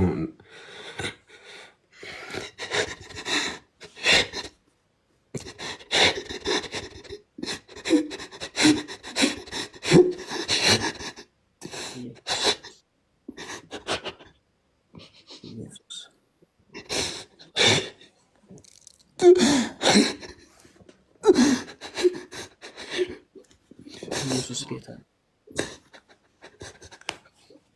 በጣም ነው የሚገርመኝ። ጳውሎስ ከተከላት ቤተክርስቲያኖች ውስጥ መካከል አንዷ ነች ቤተክርስቲያንና ቤተክርስቲያኒቱን ተክሎ ከሄደ በኋላ ተመልሶ ሲመጣ በቤተክርስቲያኒቱ ያለው አንዳንድ እንቅስቃሴዎች ኖስቲሲዝም ወይም ደግሞ ሰውኛ አስተምሮ ይሄ የትቢት መንፈስ ቤተክርስቲያን ውስጥ ገብቶ ነበር እና ጳውሎስ ለኤፌሶን ቤተክርስቲያን ነው የጻፈው ወይም ደብዳቤ ቅድም ስታነሳ ነበር ሁለተኛው ምዕራፍ ላይ እና ኤፌሶን የአሁኗ ቱርክ ማለት ነው እና ምን ይላቸዋል? ቤተክርስቲያን ውስጥ ያሉ ክርስቲያኖች ከኖባዲ ወደ ሳምባዲ የተቀየራችሁት በኢየሱስ ነው የሚላቸው እና ምንም እዚህ ጋር የሚያስብል ነገር የለም። ቆዳ የሚያስወጥር እኔ እኮ የሚያስብል ንግግር ከክርስቲያን አይጠበቅም እና ይነግራቸዋል ልክልካቸውን እና ይሄ እዚህ ደብዳቤ ውስጥ ሁለተኛው ምዕራፍ ላይ እስከ ቁጥር 11 ድረስ እስከ ቁጥር 16 ድረስ ራሴን አገኘዋለሁ እና ምን ይላል መሰለ? ምዕራፍ 2 የእግዚአብሔር ቃል ሁሌም አዲስ ነው። በበደላችሁና በኃጢአታችሁ ሙታን ነበራችኋል። ሰብስቧቸው እኮ ነው ቤተክርስቲያን ውስጥ ያሉት እና እንዳትታበዩ ነው። አሁን ልክልካቸውን ሊነግር ነው ጳውሎስ። ምንም ቸርች ውስጥ እንዲቀና የሚያደርግ ነገር የለም ነው። ሁላችሁም በበደላችሁና በኃጢአታችሁ ሙታን ነበራችኋል፣ የሞታችሁ ነበራችኋል እና በእነርሱም በዚህ ዓለም እንዳለው ኑሮ በማይታዘዙ ልጆች አሁን ለሚሰራው መንፈስ አለቃ እንደሆነው በአየር ላይ ስልጣን እንዳለው ትታዘዙ ነበር አለ። እኔን ራሴን አገኘዋለሁ እዚህ ጥቅስ ውስጥ። እዚህ ጥቅስ ውስጥ እኔ ያለው ሙት የነበርኩ ሰው ነኝ። ዘማሪው ሲል ሙት ነበርኩኝ የማልረባ ከመንደሬ ስትገባ እንዳለው እኔ ኢየሱስ እኔ ከምንም በላይ ሁሌ ነው የምናገረው ነገር። በቅርብም በነበረኝ ኢንተርቪው ተናግሬያለሁ። ኢየሱስ እኔም ፍለጋ የመጣው ሰፈር ነው የሚደንቀኝ ከማግኘቱ በላይ ሰፈሩ። አንዳንድ ሰዎች በተናዘዝኩት ኃጢአት ሊመጻደቁ ሲሞክሩ ስላየው ነው አንዳንድ ሃይማኖተኞች እና ይመጻደቁ ባይ ንስሐ መግባትም አትችልም እኮ እዚህ ሀገር እኮ ሃይማኖተኛ ፊት እግዚአብሔር ይገስጸው። እኔ ትላንት የነበረኝን ቆሻሻ ማንነትና ያንን የወደቀ የስጋና የዲያብሎስ ስራ ስሰራ የነበርኩ ሰው ነኝና ያንን ቆሻሻ ማንነትን አደባባይ ላይ ስትናዘዝ ሃይማኖተኛ ለጥቅም ይጠቀማልና እነዚህ አይነት ህይወት ውስጥ ነበራችሁ ይላቸዋል። ይቀጥላል እና በዚህ በፊት ተመላለሳችሁ በእንዲህ መልኩ አላቸው። በዚህ ነው የተመላለሳችሁት አለና ሁላችሁም ደግሞ የስጋችሁና የልቦናችሁን ፍቃድ እያደረግናል። እኔም የስጋ ፍቃዴን ሳደርግ ነበር ትላንት። እዚህ ጥቅስ ውስጥ እኔ ነው የምፈልገው። እኔ በእያንዳንዱ ቁጥር ውስጥ እኔ ያለው የስጋ ፍቃዴን ሳደርግ ነበር። ለስጋ የሚመቸኝን ብቻ ነው መርጬ የማደርገው። መንፈሳዊ የሚባል ነገር እግዚአብሔር በዚህ ነገር ደስ ይለዋል ብዬ አንድም ቀን እግዚአብሔርን ለማስደሰት ያደረኩት ነገር የለም እና ይቀጥላል። በጣም የሚገርመኝ ሌሎቻችሁ ደግሞ ከፍጥረታችሁ የቁጣ ልጆች ነበራችሁ። በጣም ነው የሚገርመኝ ይቃል ሌሎቻችሁ አላው ቁጣ እንደዚሁ ራሳችሁ አፈጣጠራችሁ አው ቁጣ ነው አለ ጳውሎስ። ልክልካቸው ነው የነገራቸው እስከ ዱቃ ማሰሪያቸው ድረስ እና በጣም ይገርመኛል። ምዕራፍ 4 ቁጥር 4 ሜሎስ በጣም ነው የሚገርመኝ ቁጥር 4 ነገር ግን ይላል። ይህንን ሁሉ ከዘረዘረ በኋላ ነገር ግን እግዚአብሔር በምሕረቱ ባለጠጋ ስለሆነ ጂሰስ አይ እግዚአብሔር የወርቅ የብር የፀሐይ ሀብታም አይደለም፣ የምሕረት ሀብታም ነው። እግዚአብሔር ነፍ ምሕረት አለው ማለት ነው። ብዙ ይቅርታ አለው ማለት ነው። ክብር ለእግዚአብሔር ይሁን። ብዙ ምሕረት አለው እግዚአብሔር፣ ነፍ ፍቅር። እኛ ትንሽ ፍቅር የምትመስል ነገር ከሰው ካየን ቀኑ ሙሉ ስንዘል ነው የምንውለው። እግዚአብሔርስ ጂሰስ ነፍ ፍቅር እና ፍቅሩስ አያልቅም። በሁኔታዎች አይከፍ ዝቅ አይልም። የሰው ፍቅር ሜሎስ ስታስደስተኝ ብቻ ነው የምወድ። ካሳዘንከኝስ ፍቅሬን በአንድ ነው መደመስሰው። ኢየሱስስ እንዲሁ ነው የሚወደን። እስከየት ካልክ እስከ መጨረሻ። መጽሐፍ የወደዳቸውን እስከ መጨረሻ ወደዳቸው። ይገርመኛል ይህ ቃል ሜሎስ እስከ መጨረሻ ወደዳቸው። ምን ማለት መሰለ? መሀል ላይ ቁልፋውን ልንሰራ እንችላለን ታውቃለህ። መጀመሪያ ወደደን። አዎ በዛ መወደድ ውስጥ አንቀጥልም እኮ መሀል ላይ እናሳዝነዋለን። እሱ እስከ መጨረሻ ነው የሚወደን። ምን አይነት አምላክ ነው ያለን! ምን አይነት ድንቅ አባት ነው ያለን! እኛ ብቻ ነን እንደዚህ አይነት አምላክ ያለን፣ እኛ ክርስቲያኖች ብቻ። እና በጣም ነው የሚገርመኝ እግዚአብሔር በምሕረቱ ባለጠጋ ስለሆነ። እግዚአብሔር የምሕረት ሀብታም ነው፣ የይቅርታ ሀብታም ነው። እግዚአብሔር ምን አለው? ምሕረት አለው። ፀሐይና ጨረቃ ኦፍኮርስ ፍጥረቱ ናቸው። እግዚአብሔር ገንዘብ፣ ህይወት፣ ጤንነት አለው። እግዚአብሔር በብዛት ምን አለው? ምህረት አለው። አሁንም ወተን የገባ ነው በምህረቱ ነው። ምህረቱ ስለበዛልን ስሙ ይባረክ። ይቅርታው ሳይቋረጥ በየቀኑ አብሮን ስላለ ስሙ ብሩክ ይሁን። በእውነት በእያንዳንዱ እርምጃችን ባጠፋን ቁጥር ስላልቀጣን፣ ከአንደበታችን ባመለጠን የስድብ ቃል ልክ ስላልገረፈን፣ ከቅፉ ስላላስወጣን፣ በምቾት በድሎት አጠገባችን ያልተለየ፣ ስንጨፍራ አብሮን የሆነ፣ አዝነን ስንመጣ ሂዱልኝ ያላለ፣ በእውነት አይቀያየርም እኮ ፊቱ። እንዲህ አይነት አምላክ እኛ ብቻ ነው አይቀያየርም። ሰውስ አታፍርም ቸርች ስትመጣ ነው የሚለ አታፍሪም አንቺም ብሎ። ቸርች ክርስቶስ በደሙ የሰራት ነች። የማንም አይደለችም። ባይዘው የማንም አይደለም፣ የኢየሱስ ነው። ኖባዲ የነበር ነው፣ ሳምባዲ ያደረገን ኢየሱስ ነው። ምንም ነበርን። እኔ በጣም ነው የሚገርመኝ። የዓለም የሆነ ነገር መረጠ እኮ አይልም። የላይ የዓለም የሆነሽ ነገር ቢል ጥሩ፣ የዓለም ምንም ነው የሚለው። ምንም ምንድን ነው አሁን? እሺ ምንም ናችሁ አለ። ምንም እና ኢየሱስ ነው ማዕረግ የሆናችሁ፣ ኢየሱስ ነው ክብር የሆናችሁ፣ ኢየሱስ ነው ደምግባታችሁ፣ ኢየሱስ ነው ውበታችሁ፣ ኢየሱስ ነው የማንነታችሁ ብርሃን ሆኖ በሰው ሁሉ ፊት የታያችሁ። ጠረናችሁ የተቀየረው ኢየሱስን ካገኛችሁ በኋላ ነው። ሰው መሃል የተቀላቀላችሁት ይህን ጌታ ያገኛችሁ ጊዜ ነው። ሰዎች እናንተ ለመጨበጥ ራሱ የወደዱት ኢየሱስ አስቀድሞ ስለወደዳችሁ ነው። የሚወደድ ነገር አልነበራችሁም፣ የላችሁም። ከፍጥረታችሁ የቁጣ ልጆች ነበራችሁ። አንዳንዶቻችሁ ጨካኞች ናችሁ። ለሰው የማትመቹ ነበራችሁ። አዎ ኢየሱስ ነው። እና ምንድን ነው አንተ ቸርች ውስጥ ታዲያ እንደዚህ ብለህ ተወጣጥረ እኔ ማለት ምትለው? ምንም ነበርክ። ኢየሱስ ነው ሳምበዲ ያደረገ። ክብር ለኢየሱስ ብቻ ይሁን፣ ስሙ ብሩክ ይሁን። በእውነት እንደዚህ አይነት አምላክ ያለን እኛ ብቻ እንኳን ተከተል ነው ታውቃለህ። በጣም ነበር ማዝነው ኢየሱስን ባልከተል። በእውነት አያዋጣም፣ ሌላ ነገር አያዋጣም ከኢየሱስ ውጭ። ምን ያዋጣል? ምን ያዋጣል ከኢየሱስ ውጭ? ምን ያዋጣል? ምን ሀብት፣ ገንዘብ፣ ዝና፣ እውቅና ምን አያዋጣም፣ አያዋጣም፣ አያዋጣም። ምንም ኢየሱስ ያዋጣል። አዋጭ መንገድ ነው ኢየሱስ። ወደ ሰማይ ነው የምትሄደው፣ ወደ ረፍት ከተማ ነው የምትሄደው፣ ወደ ዘላለም ህይወት ነው የምትገባው በኢየሱስ። ምንም ነገር ኢየሱስ ጋር ሙሉ ነው። ኢየሱስን ተከተለ የሚጎድል ነገር የለም። ካጎደለም እሰየው፣ እንኳን ጎደለ። ምን ደግሞ አንዳንዶቹ ያስፈራሩናል። ሜሎስ ጴንጤዎች የሰጡ ብር ሲያልቅ ይለኛል። አንዳንዱ ይመጣል ወይ ጴንጤ ብር ሊሰጥ ወይ ብርቴ እንዴት ፍቅሩ እንዲህ ደምስሬ ውስጥ እንደገባ ቢያውቁ፣ እንዴት እንደሚያንተከትከኝ ቢያውቁ።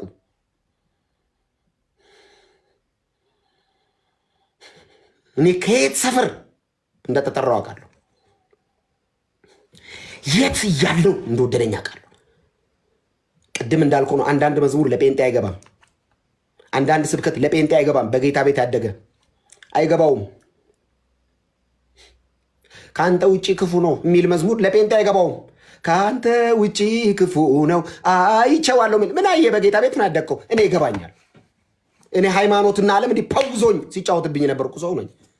በዓለማዊ አንቱ የተባልኩ አሁን ነው አክቱ የተባልኩት ጌታን ስቀበል።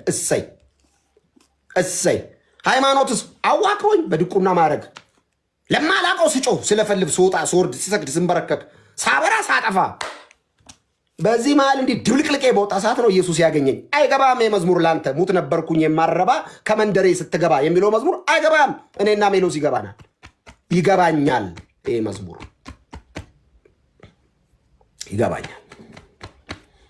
ይገባኛል። እኔ ሳለቅስ እኛም አንድ ሰሞን እንዲያርጎን ነበር ይላል አንዳንድ ቤት ሰው ቸርች ውስጥ ለነጋ ይልም ሲናገር ጠጋ ብሎ ይዞ ብዙ እንትን ባቲ እንዳልክ አሪፍ ነው። ግን እኛም አንድ ሰሞን እንዲህ በጣም ፍርፍር ብለን ወጋው መፍዙዝ መንፈስ እና እናንተ ልተኛ አልተኛም። በዚህ መነቃቃት ጌታ ይምጣ።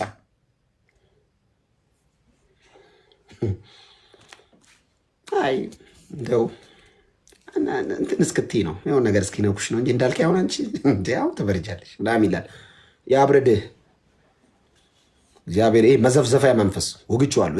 ይሄ አንዴ እንደዚህ ያለ ነገር እኮ እና እግዚአብሔር በምሕረቱ ባለጠጋ ስለሆነ የለም ድምፅ ታውቃለህ።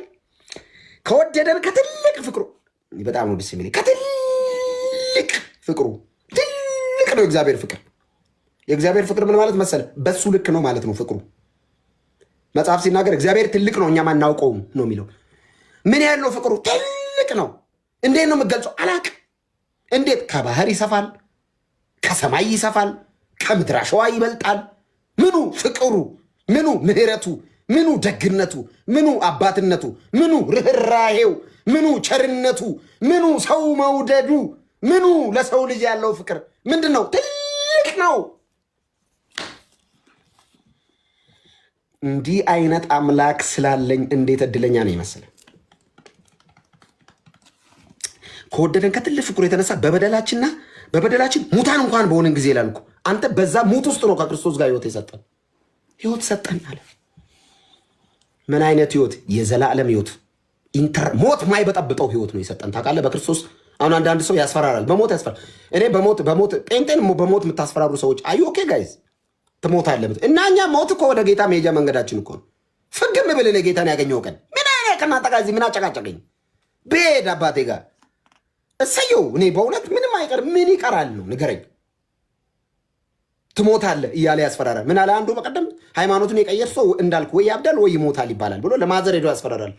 ከትላንት ወዲያ ጩጬው ጋር ነበርኩ ልጄ ላዮች እና ሃይማኖቱን የቀየረ ሰው በቃ እንዳልክ ይሞታል ያብዳል የተባለ ነው።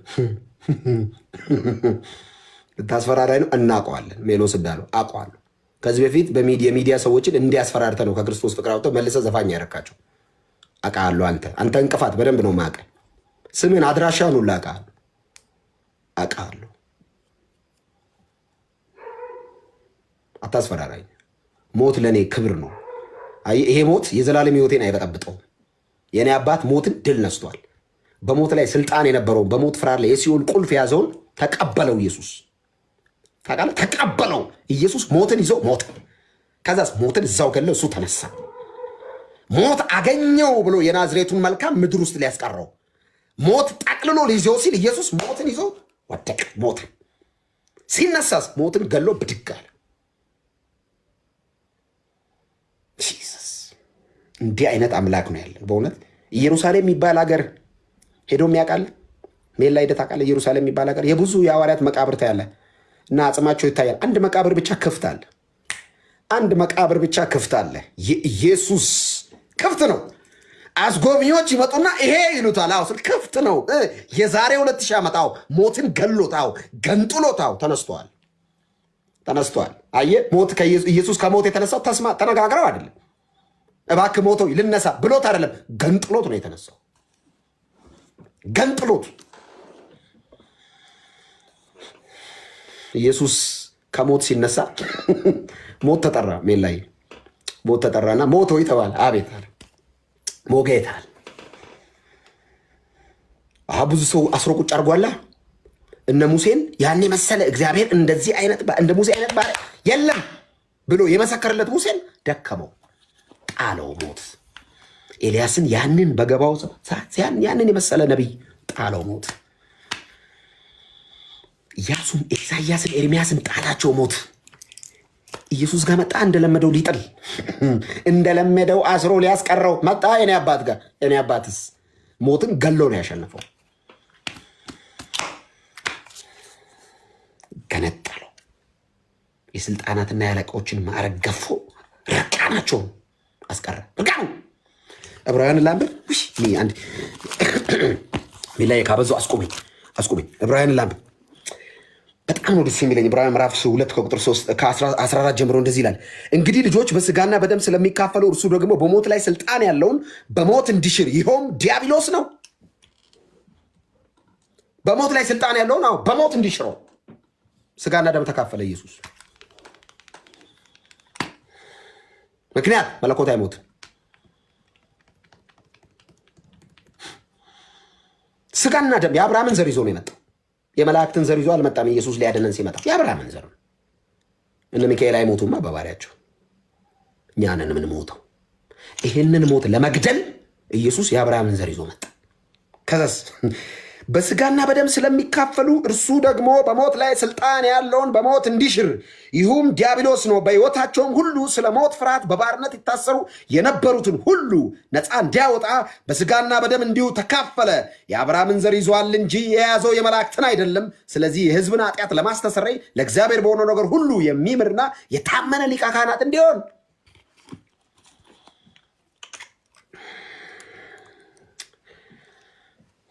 እንዲህ አይነት አምላክ ነው ያለ። አንተ ሞት አንድ ነገር ነው። የሞት ፍርሃትስ? የሞት ፍርሃት ታውቃለህ? ሰይጣን ብዙ ጊዜ ሰዎችን የሚያስፈራረው ኃጢአትን ግራውንድ አድርጎ ኃጢአትን ግራውንድ ያደርግና ተስፋ እንደሌለ ይነግራል። ለምሳሌ ኢየሱስ ሲያወራ እውነት እውነት እላችኋለሁ ነው የሚለው። ሰይጣን እውነት ውሸት እላችኋለሁ ነው የሚለው። መጀመሪያ እውነት ያወራል እኮ አንተ ዘማዊ ይላል ና እኮ ዘማዊነትን ይነግርህና ከዛስ ምህረቱን ይሸፍንብሃል። ኢየሱስ ደም እንዳፈሰሰልህ እርቃኑ እንደተሰቀለልህ ስለ አንተ ኃጢአት ቤዛ ሆኖ በመስቀል ላይ ደሙ እንዳፈሰ አይነግርህም። በቃ ሊገልህ ነው እግዚአብሔር ይላል። የሞት ፍርሃት ሰዎችን ይዟቸው ቁጭ አድርጓቸዋል። የኔ ጌታ እኮ ነው ይህንን የሞት ፍርሃት እኮ ገፎ ይጣለው ከነማዕረጉ ገንጥሎ ቆርጦት የጣለው እኮ ኢየሱስ ነው። እና ባላመልከው ነበር ይህን ስም ነው አትጥራ የምትለኝ? ይህንን ስም ነው ወይ አታውጅ እያልክ ጉሮሮ ላይ የምትቆመው? ይህንን ስም ስጠራ ነው መናፍቅ ያልከኝ? እንኳን መናፍቅ ሆንኩ። ይህንን ስም ስለጠራው ነው የእመቤቴ ጠላት ያልከኝ? ነኝ። ይህንን ስም ስለጠራው ነው ካዲ ያልከኝ? ነኝ። ያንተን ዓለም ሲስተምና የሃይማኖትን ትብታብ ክጄዋለሁ። አዎ ክጄዋለሁ። ካዲ ነኝ፣ ካዲ ነኝ። የሃይማኖት ስርዓትና መዘዝና ኮተት ካዲ ነኝ፣ ካዲ ነኝ። አምልኮተ ሰብ ካዲ ነኝ፣ አምልኮተ መልአክ ካዲ ነኝ። ስግደት ለፍጡር መስገድን እክዳለሁ፣ ክጃለሁ። ስግደት ለአንዱ ለእግዚአብሔር ብቻ ይገባል። አዎ ካዲ ነኝ።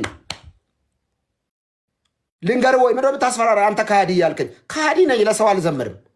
ካዲ ነኝ። ለማንም ቀን ያልቀኝም። ካዲ ነኝ። ለእግዚአብሔር ብቻ ነው የምቀኘው።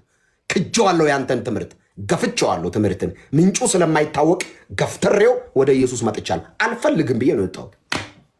ምንድነው የምታሸማቅቀኝ? አማርኛ እየቀያየርክ የምታሸማቅቀኝ ነው።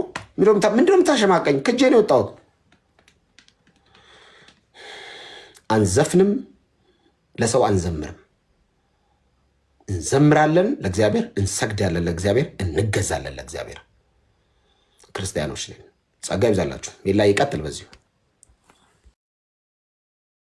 ገብዛል እንዳልኬ በጣም ድንቅ ነው።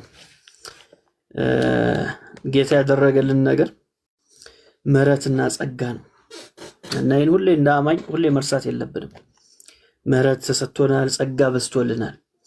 እግዚአብሔር ቅድም እንዳለው ሮሜ ምዕራፍ 5 ላይ ገና ኃጢአተኞች ሳለን ክርስቶስ ለኛ ሞቷል፣ ይህም የእግዚአብሔር ፍቅር ያስረዳል ነው የሚለው እና የእግዚአብሔር ፍቅር ምንድነው ከተባለ ከትልቅ ፍቅሩ የተነሳ ነው የሚለው። ስለዚህ የእግዚአብሔር ፍቅር ትልቅ ነው። እግዚአብሔር በነገራችን ላይ እግዚአብሔር ፍቅር ነው ተብሎ ነው መጽሐፍ ቅዱሳችን ላይ የተጻፈው አይደል? ዮሐንስ መልእክት ላይ እግዚአብሔር ፍቅር ነው ተብሏል እና እግዚአብሔር የፍቅር አምላክ ሳይሆን እግዚአብሔር ፍቅር ነው። እሱን በደንብ ልናስምርበት ያስፈልጋል። እግዚአብሔር የሆነ ፍቅር የሚባል ነገር ሌላ ኑሮ የዛ አምላክ አይደለም። እግዚአብሔር ራሱ ምንድነው? እግዚአብሔር ፍቅር ነው። ቀይረው ደግሞ ፍቅር ደግሞ እግዚአብሔር ነው አይደለም። እግዚአብሔር ፍቅር ነው። አሁን ሲቀየር አይሰራም። ፍቅር እግዚአብሔር ነው አይሰራም። እግዚአብሔር ግን ምንድነው? ፍቅር ነው።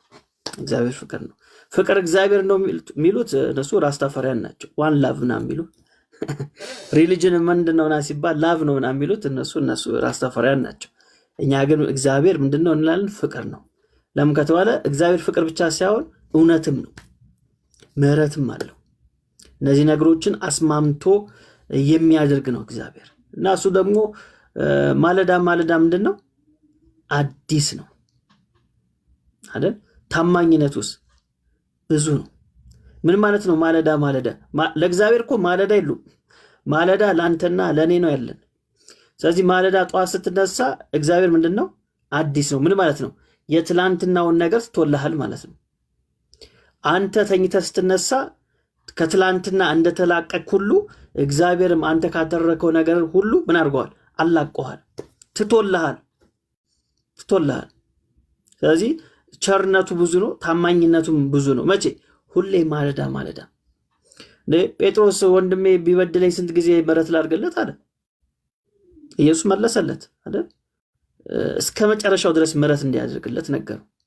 ታዲያ ኢየሱስ ለጴጥሮስ ለበደለው ወንድሙ እስከ መጨረሻው ድረስ ምህረት እንዲያደርግለት ከነገረው ኢየሱስማ እንዴት ምህረት አያደርግም? ማለት በቀኑ ስንት ጊዜ ቢበድለኝ ነው ያለው። በበደለ ቁጥር ምን አድርገው? ምህረት አድርግለት አለ። ኢየሱስ አድርጉ ያለንን የሚያደርግ ጌታ ነው አይደል? የሚያደርግ ጌታ ነው። ስለዚህ ለጴጥሮስ ያዘዘውን እሱ ስለሚያደርገው ነው። እኔን ምሰሉ ብሏል። ስለዚህ በቀኑ 70 ጊዜ ብትበድል 70 ጊዜ ምህረት አድርግለት።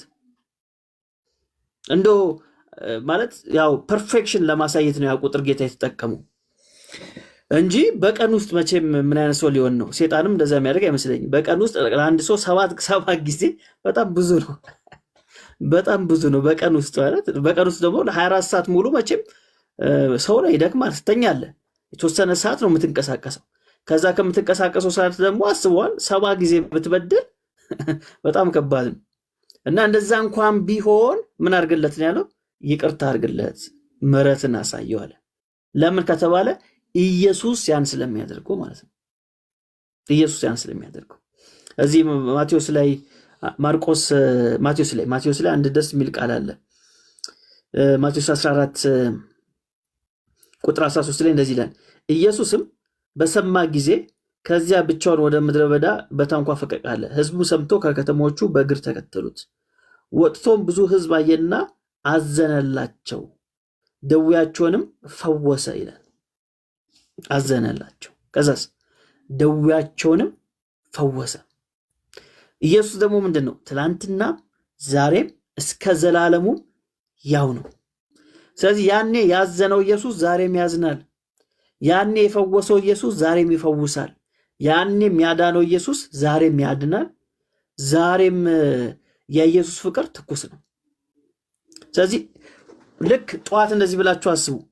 ጠዋት ከእንቅልፋችሁ ስትነሱ አዲስ ማለዳ እንደሆነ ሁሉ ከዛ ቀን ጋር አንድ ላይ ምን ይሰጣችኋል? አዲስ ምሕረት ይሰጣችኋል ማለት ነው። ማለት አዲስ ቀን ብቻ አይደለም፣ አዲስ ምሕረት፣ አዲስ የእግዚአብሔርን ፍቅር፣ አዲስ የእግዚአብሔርን ቸርነት ነው የምትቀበሉት። እሱ ነው እየነገረን ያለው። የሚገርማችሁ ይህ ጽሑፍ እኮ የሚገኘው ሰቆቃው ኤርሚያስ ላይ ነው። ሰቆቃው ኤርሚያስ ምዕራፍ 3 ላይ ነው የሚገኘው አይደል? ማለዳ ማለዳ እግዚአብሔር አዲስ ነው የሚለው። ሰቆቃው ምንድን ነው? ሰቆቃ መቼም ደስ የሚል ነገር አይደለም አይደል? ላሚቴሽን የሚለው እኮ ማልቀስ ማለት ነው። ከፍ ባለ ድምፅ ራዛው ማልቀስ ማለት ነው። ሰቆቃው ኤርሚያስ ላይ ማለት ከሰቆቃው እንደዚያ ነገር የሚገኝ አይመስልም። ገብቶት ነው የተናገረው። መጨረሻ ላይ በምርኮ የተያዙበት ጊዜ ነበር። ስለዚህ ገባው፣ የሆነ ሰዓት ላይ ገባው። እግዚአብሔር ማለዳ ማለዳ ምንድን ነው? አዲስ ነው፣ አዲስ ነው። ያቸው አንዳንዴ ልክ ዕንባቆም ላይ እንዳለው እግዚአብሔርን ታሟገተ፣ ተጨቃጨቀ። ከዛ በቃ እግዚአብሔርን ህልውና ሲያይ ባይኖር አለ ማለት ነው። ባይኖር እግዚአብሔር ምንድን ነው? መልካም ነው። እኔ በእግዚአብሔር ምን እላለሁ? ደስ ይለኛል አለ። ስለዚህ እንደነዚህ አይነት ቃላቶች ሰቆቃ ውስጥ የሚገኙ የማይመስሉ ቃላቶች ታገኙ ማለት ነው። እና እግዚአብሔር እንዲህ አድርጎ ይቀይራል ማለት ነው ህይወትን። ስለዚህ ጠዋት ላይ ስትነሳ ሁል ጊዜ የእግዚአብሔርን ቸርነት ምሕረቱ አዲስ እንደሆነ እወቁ እያለን ነው እንጂ ለእግዚአብሔርማ 24 ሰዓት የለውም። ደክሞት የሚተኛ ጌታ የለንም። ግን ምን እያለን ነው? ልክ ዛሬ አዲስ ቀን ተሰጠኝ ስትል እግዚአብሔርም ላንተ ያለው ነገር አዲስ እንደሆነ እወቅ። በትላንትናው እግዚአብሔር እንደማይከስ እወቅ። ሴጣን ነው የሚከሰው። ሴጣን ይከሳል። ከሴጣን ቀጥሎ ሌላ የሚከስ ምንድን ነው? አይምሮ ይከሳል። ለምን ከተባለ አይምሮ ለህግ ቅርብ ነው። ከጸጋ ይልቅ ለህግ ነገር ቅርብ ነው አይደል? ማይንዳችን ለሆነ ነገር፣ ህግ ለሆነ ነገር ቅርብ ነው። ምን ማለት ነው? ላደክበት ትራዲሽን ወግ ቅርብ ነው። ከህፃንነት ስለተማርከው አይደል? ማይንዳችን ያው ሰብኮንሽንስ ላይ ይጠራቀማል እነዚህ ነገሮች። ስለዚህ ከዚህ ነገር ለመላቀቅ በጣም ከባድ ነው። ስለዚህ አይምሮ ውስጥ ያ ነገር ስላለ ወግ ለሚባለው ትራዲሽን ለሚባለው ባህል ለሚባለው ነገር ማይንዳችን በጣም ቅርብ ነው። ስለዚህ የሆነ ነገር ስታደርግ አይምሮ ይከሳል አይደል? የሚከስ ለምንድን ነው ከተባለ ኦልሬዲ ስቶርድ የተደረገ ምን አለ? ኢንፎርሜሽን አለ፣ መረጃ አለ። ስለዚህ ያ ነገር ምን ያደርጋል? ይከሳል ማለት ነው። ማይንድ እንደዛ ነው የሚያደርገው። ለዛ ሮሜ ምዕራፍ 7 ላይ ያለውን ሰውዬ ታውቁታላችሁ አይደል? ሮሜ ምዕራፍ 7 ላይ የሚጨቃጨቀው ሰውዬ ኃጢአት የሚያደርገው ግን በእግዚአብሔር ሕግ ደስ የሚለው ግን ተመልሶ ኃጢአት ያደርጋል። ተመልሶ ግን ይወድቃል። ግን እሱ ምንድነው የሚፈልገው? የእግዚአብሔር የሆነውን ነገር ነው የሚፈልገው። ይከሷል አይምሮ። ለምን ከተባለ ሕግ የሚባል ነገር ስለሚያውቅ። እንደዚህ ይላል ሮሜ ምዕራፍ 7 15 ላይ የማደርገውን አላውቅምና የምጠላውን ግን ያንን አደርጋለሁ። ዳሩ ግን የምወደውን እርሱን አላደርገውም። የማልወደውን ግን የማደርግ ከሆንኩ ሕግ መልካም እንደሆነ መሰክራለሁ ይላል። ተመልከቱ፣ የሚፈልገው ነገር አለ። ያን የሚፈልገው ነገር አያደርግም። የሚያደርገው ምንድን ነው? የማይፈልገውን ነገር ነው።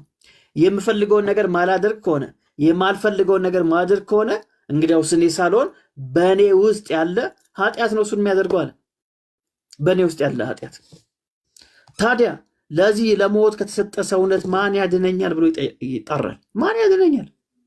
ማን ያድነኛል? የሚያድንማ እንዳለ ይጀምራል በምስጋና በኢየሱስ ክርስቶስ በጌታችን ለእግዚአብሔር ምስጋና ይሁን ይላል። ቁጥር 25 ላይ ይህን ነው የሚናገረው። ምስጋና ይሁን ለምን ሲባል ሮሜ ምዕራፍ 8 ቁጥር 1 ላይ እንግዲህ በክርስቶስ ኢየሱስ ላሉት አሁን ኩነኔ የለባቸው። ኩነኔ የለብህም። ፍርድ የለብህም። ፍርድ የለብህም። አሁን ኩነኔ የለብህም። እግዚአብሔር የሰጠ ጊዜ አሁን ነው። ስለዚህ አሁን ላይ ምን የለብህም? ኩነኔ የለብህም። ፍርድ የለብህም። ለምን? በክርስቶስ ከሆንክ። አየህ፣ ቤዛ ነዋ ኢየሱስ። ብቸኛው የነፍስ ቤዛ እሱ ነው። ምትክ የሆነው እሱ ነው። ስለዚህ ምን የለብህም? ኩነኔ የለብህም አለ። ስለዚህ እንደውም በኃጢአት ስትወድቅ ስትደክም አብልጠ መሄድ ያለብህ ወዴት ነው? ወደ ቸርች ነው መሄድ ያለብህ። ህብረት ነው የበለጠ ማድረግ ያለብህ። አይምሮ ግን ምን ይላል? እንዴ እንደዚህ ኃጢአት ሰርተህ ልትሄድ አታፍርም እንዴ ምናምን ይላል። አይምሮ ነው እንደዛ የሚል። አንዳንድ ሰው ደግሞ መንፈስ ቅዱስ ይመስሏል። ላይ መንፈስ ቅዱስ እንደዛ አይልም። መንፈስ ቅዱስ ጳራክሊጦስ ተብሏል። ፓራክሊት ምንድነው? ጳራክሊጦስ ማለት በሚያስፈልግ ጊዜ የሚያግዝ የሚረዳ ማለት ነው። ጳራክሊጦስ እኮ ማለት እሱ ነው። በሚያስፈልግ ጊዜ ከጎን የሚቆም ማለት ነው። ስለዚህ ስትወጥቅ የሚያስፈልግ ምንድነው ከተባለ የሚያስፈልግ ጳራክሊጦስ ነው የሚያስፈልግ። ይህ አጋዥ ነው የሚያስፈልግ፣ የሚያነሳ አይዞ የሚል ተስፋ አለ የሚል። ለምን? እግዚአብሔር ማለዳ ማለዳ አዲስ ነው። አያችሁ። ስለዚህ አይምሯችሁን እንዳሰሙ በሆነ ኃጢአት ወጥቃችሁ በሆነ ነገር ደክማችሁ አይ እንዲህ አድርጌ እንዴ ምን ይለኛል እግዚአብሔር፣ ወደ ህብረት ቦታ አልሄድም፣ ትንሽ ራሴ ላስተካከል የምትሉ ሰዎች ካላችሁ እመኑኝ፣ እንደዛ የሚላችሁ አይምሯችሁ ወይም ሴጣን ነው፣ መንፈስ ቅዱስ አይደለም። መንፈስ ቅዱስ በዚህ አይነት መንገድ አይወቅስም በጭራሽ። ቸርች እንዳትሄድ አድርጎ አይወቅስም መንፈስ ቅዱስ ሰብሮ አይወቅስም። ማለት መድኃኒት ፈውስ ወደምታገኝበት ቦታ እንዳትሄድ አያደርግም። መንፈስ ቅዱስ አያደርግም። እንደውም የታመመ ሰው ከዚህ በፊትም ብያቸዋለሁ፣ የታመመ ሰው አሞኛል እንዳልክ ብዬ ለእንዳልክ የት ልሂድ ብለው ልደታ ፍርድ ቤት ሄዳ አይለኝም አይደል? አመመኝ እንደው የሆነ ነገር ይወጋኛል እዚህ ጋር ምናምን ብዬ ባማክረው ምን ላድርግ ብለው ሂድ እስቲ እዚህ ልደታ ፍርድ ቤት ጥሩ ዳኛ አለ እስቲ አናግረው አይለኝም። እንደዛ ካለኝ እንዳልክ ችግር አለበት ማለት ነው። ምንድን ነው የሚለኝ? እንዳልክ ጥሩ ዶክተር አለ ወይም ጥሩ ሐኪም ቤት አለ፣ ለምን አትታየውም? ለምን አትታከምም ነው የሚለው። ስለዚህ በኃጢአት የወደቃችሁ ሰዎች ካላችሁ ምንድነው የሚያስፈልጋችሁ? መድኃኒት ነው የሚያስፈልጋችሁ። እሱ ደግሞ ኢየሱስ ነው አይደል?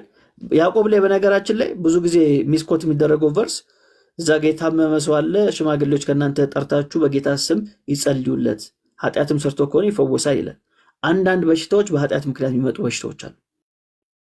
ስለዚህ ለዛ ነገር ምንድነው የሚያስፈልገው ከተባለ ጸሎት ያስፈልጋል ማለት ነው። ጸሎት ያስፈልጋል። በተለይ ህብረት ውስጥ ሆነን አንዳችን ለአንዳችን የምናደርገው ተንኮል፣ ሴራ፣ ምቀኝነት የሚያመጣብህ ደዌ ያለ ወዳጄ፣ የሚያመጣብህ ደዌ ያለ። እርስ በራሳችሁ በኃጢአታችሁ ተናዘዙ የሚለው ለዛ ነው። ወንድምህን እየበደልክን ያለው ማለት ነው። በሌላ መንገድ እያሳየ ነው እግዚአብሔር።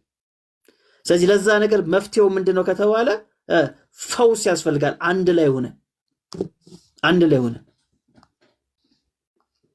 ምክንያቱም ኃጢአቱን የሚናዘዝ ይለማል። ይሄ ፕሪንሲፕል ነው። አየ ፈውስ ታገኝበታለህ። ስለዚህ ያዕቆብ የሚነግረን ነገር እሱ ነው። ከእናንተ ማንም የታመመ ቢኖር ያዕቆብ ምዕራፍ 5 ላይ ከእናንተ መከራን የሚቀበል ማንም ቢኖር እርሱ ይጸልይ፣ ደስ የሚለው ማንም ቢኖር እርሱ ይዘምር። ከእናንተ የታመመ ማንም ቢኖር የቤተ ክርስቲያን ሽማግሌዎች ወደ እርሱ ይጥራ፣ በጌታም ስም እርሱ ዘይት ቀብተው ይጸልዩለት፣ የእምነትም ጸሎት ደዌውን ያድናል፣ ጌታም ያስነሳዋል ካለ በኋላ ኃጢአትም ሰርቶ እንደሆነ ይሰረይለታል። እርስ በራሳችሁ በኃጢአታችሁ ተናዘዙ ትፈወሱም ዘንድ እያንዳንዱ ስለሌላው ይጸልይ። ኮንሰፕቱ እየተናገረ ያለው አንዳንድ ደዌዎች በዚህ ምክንያት ሊመጡ ይችላሉ። ፈውስ ግን አለው። ምንድነው የፈውስ? ተናዘዝ፣ ተናገረው። ከዛስ የቤተክርስቲያን ሽማግሌዎች ምን ያድርጉለት? ይጸልዩለት። ይሄ ነው እንጂ ሄደ ለካህን ኃጢአትን ተናግረ ምናምን እንደሚባለው ቀኖና አይደለም። በቃ ፈውስ አለ እዚህ ነገር ላይ።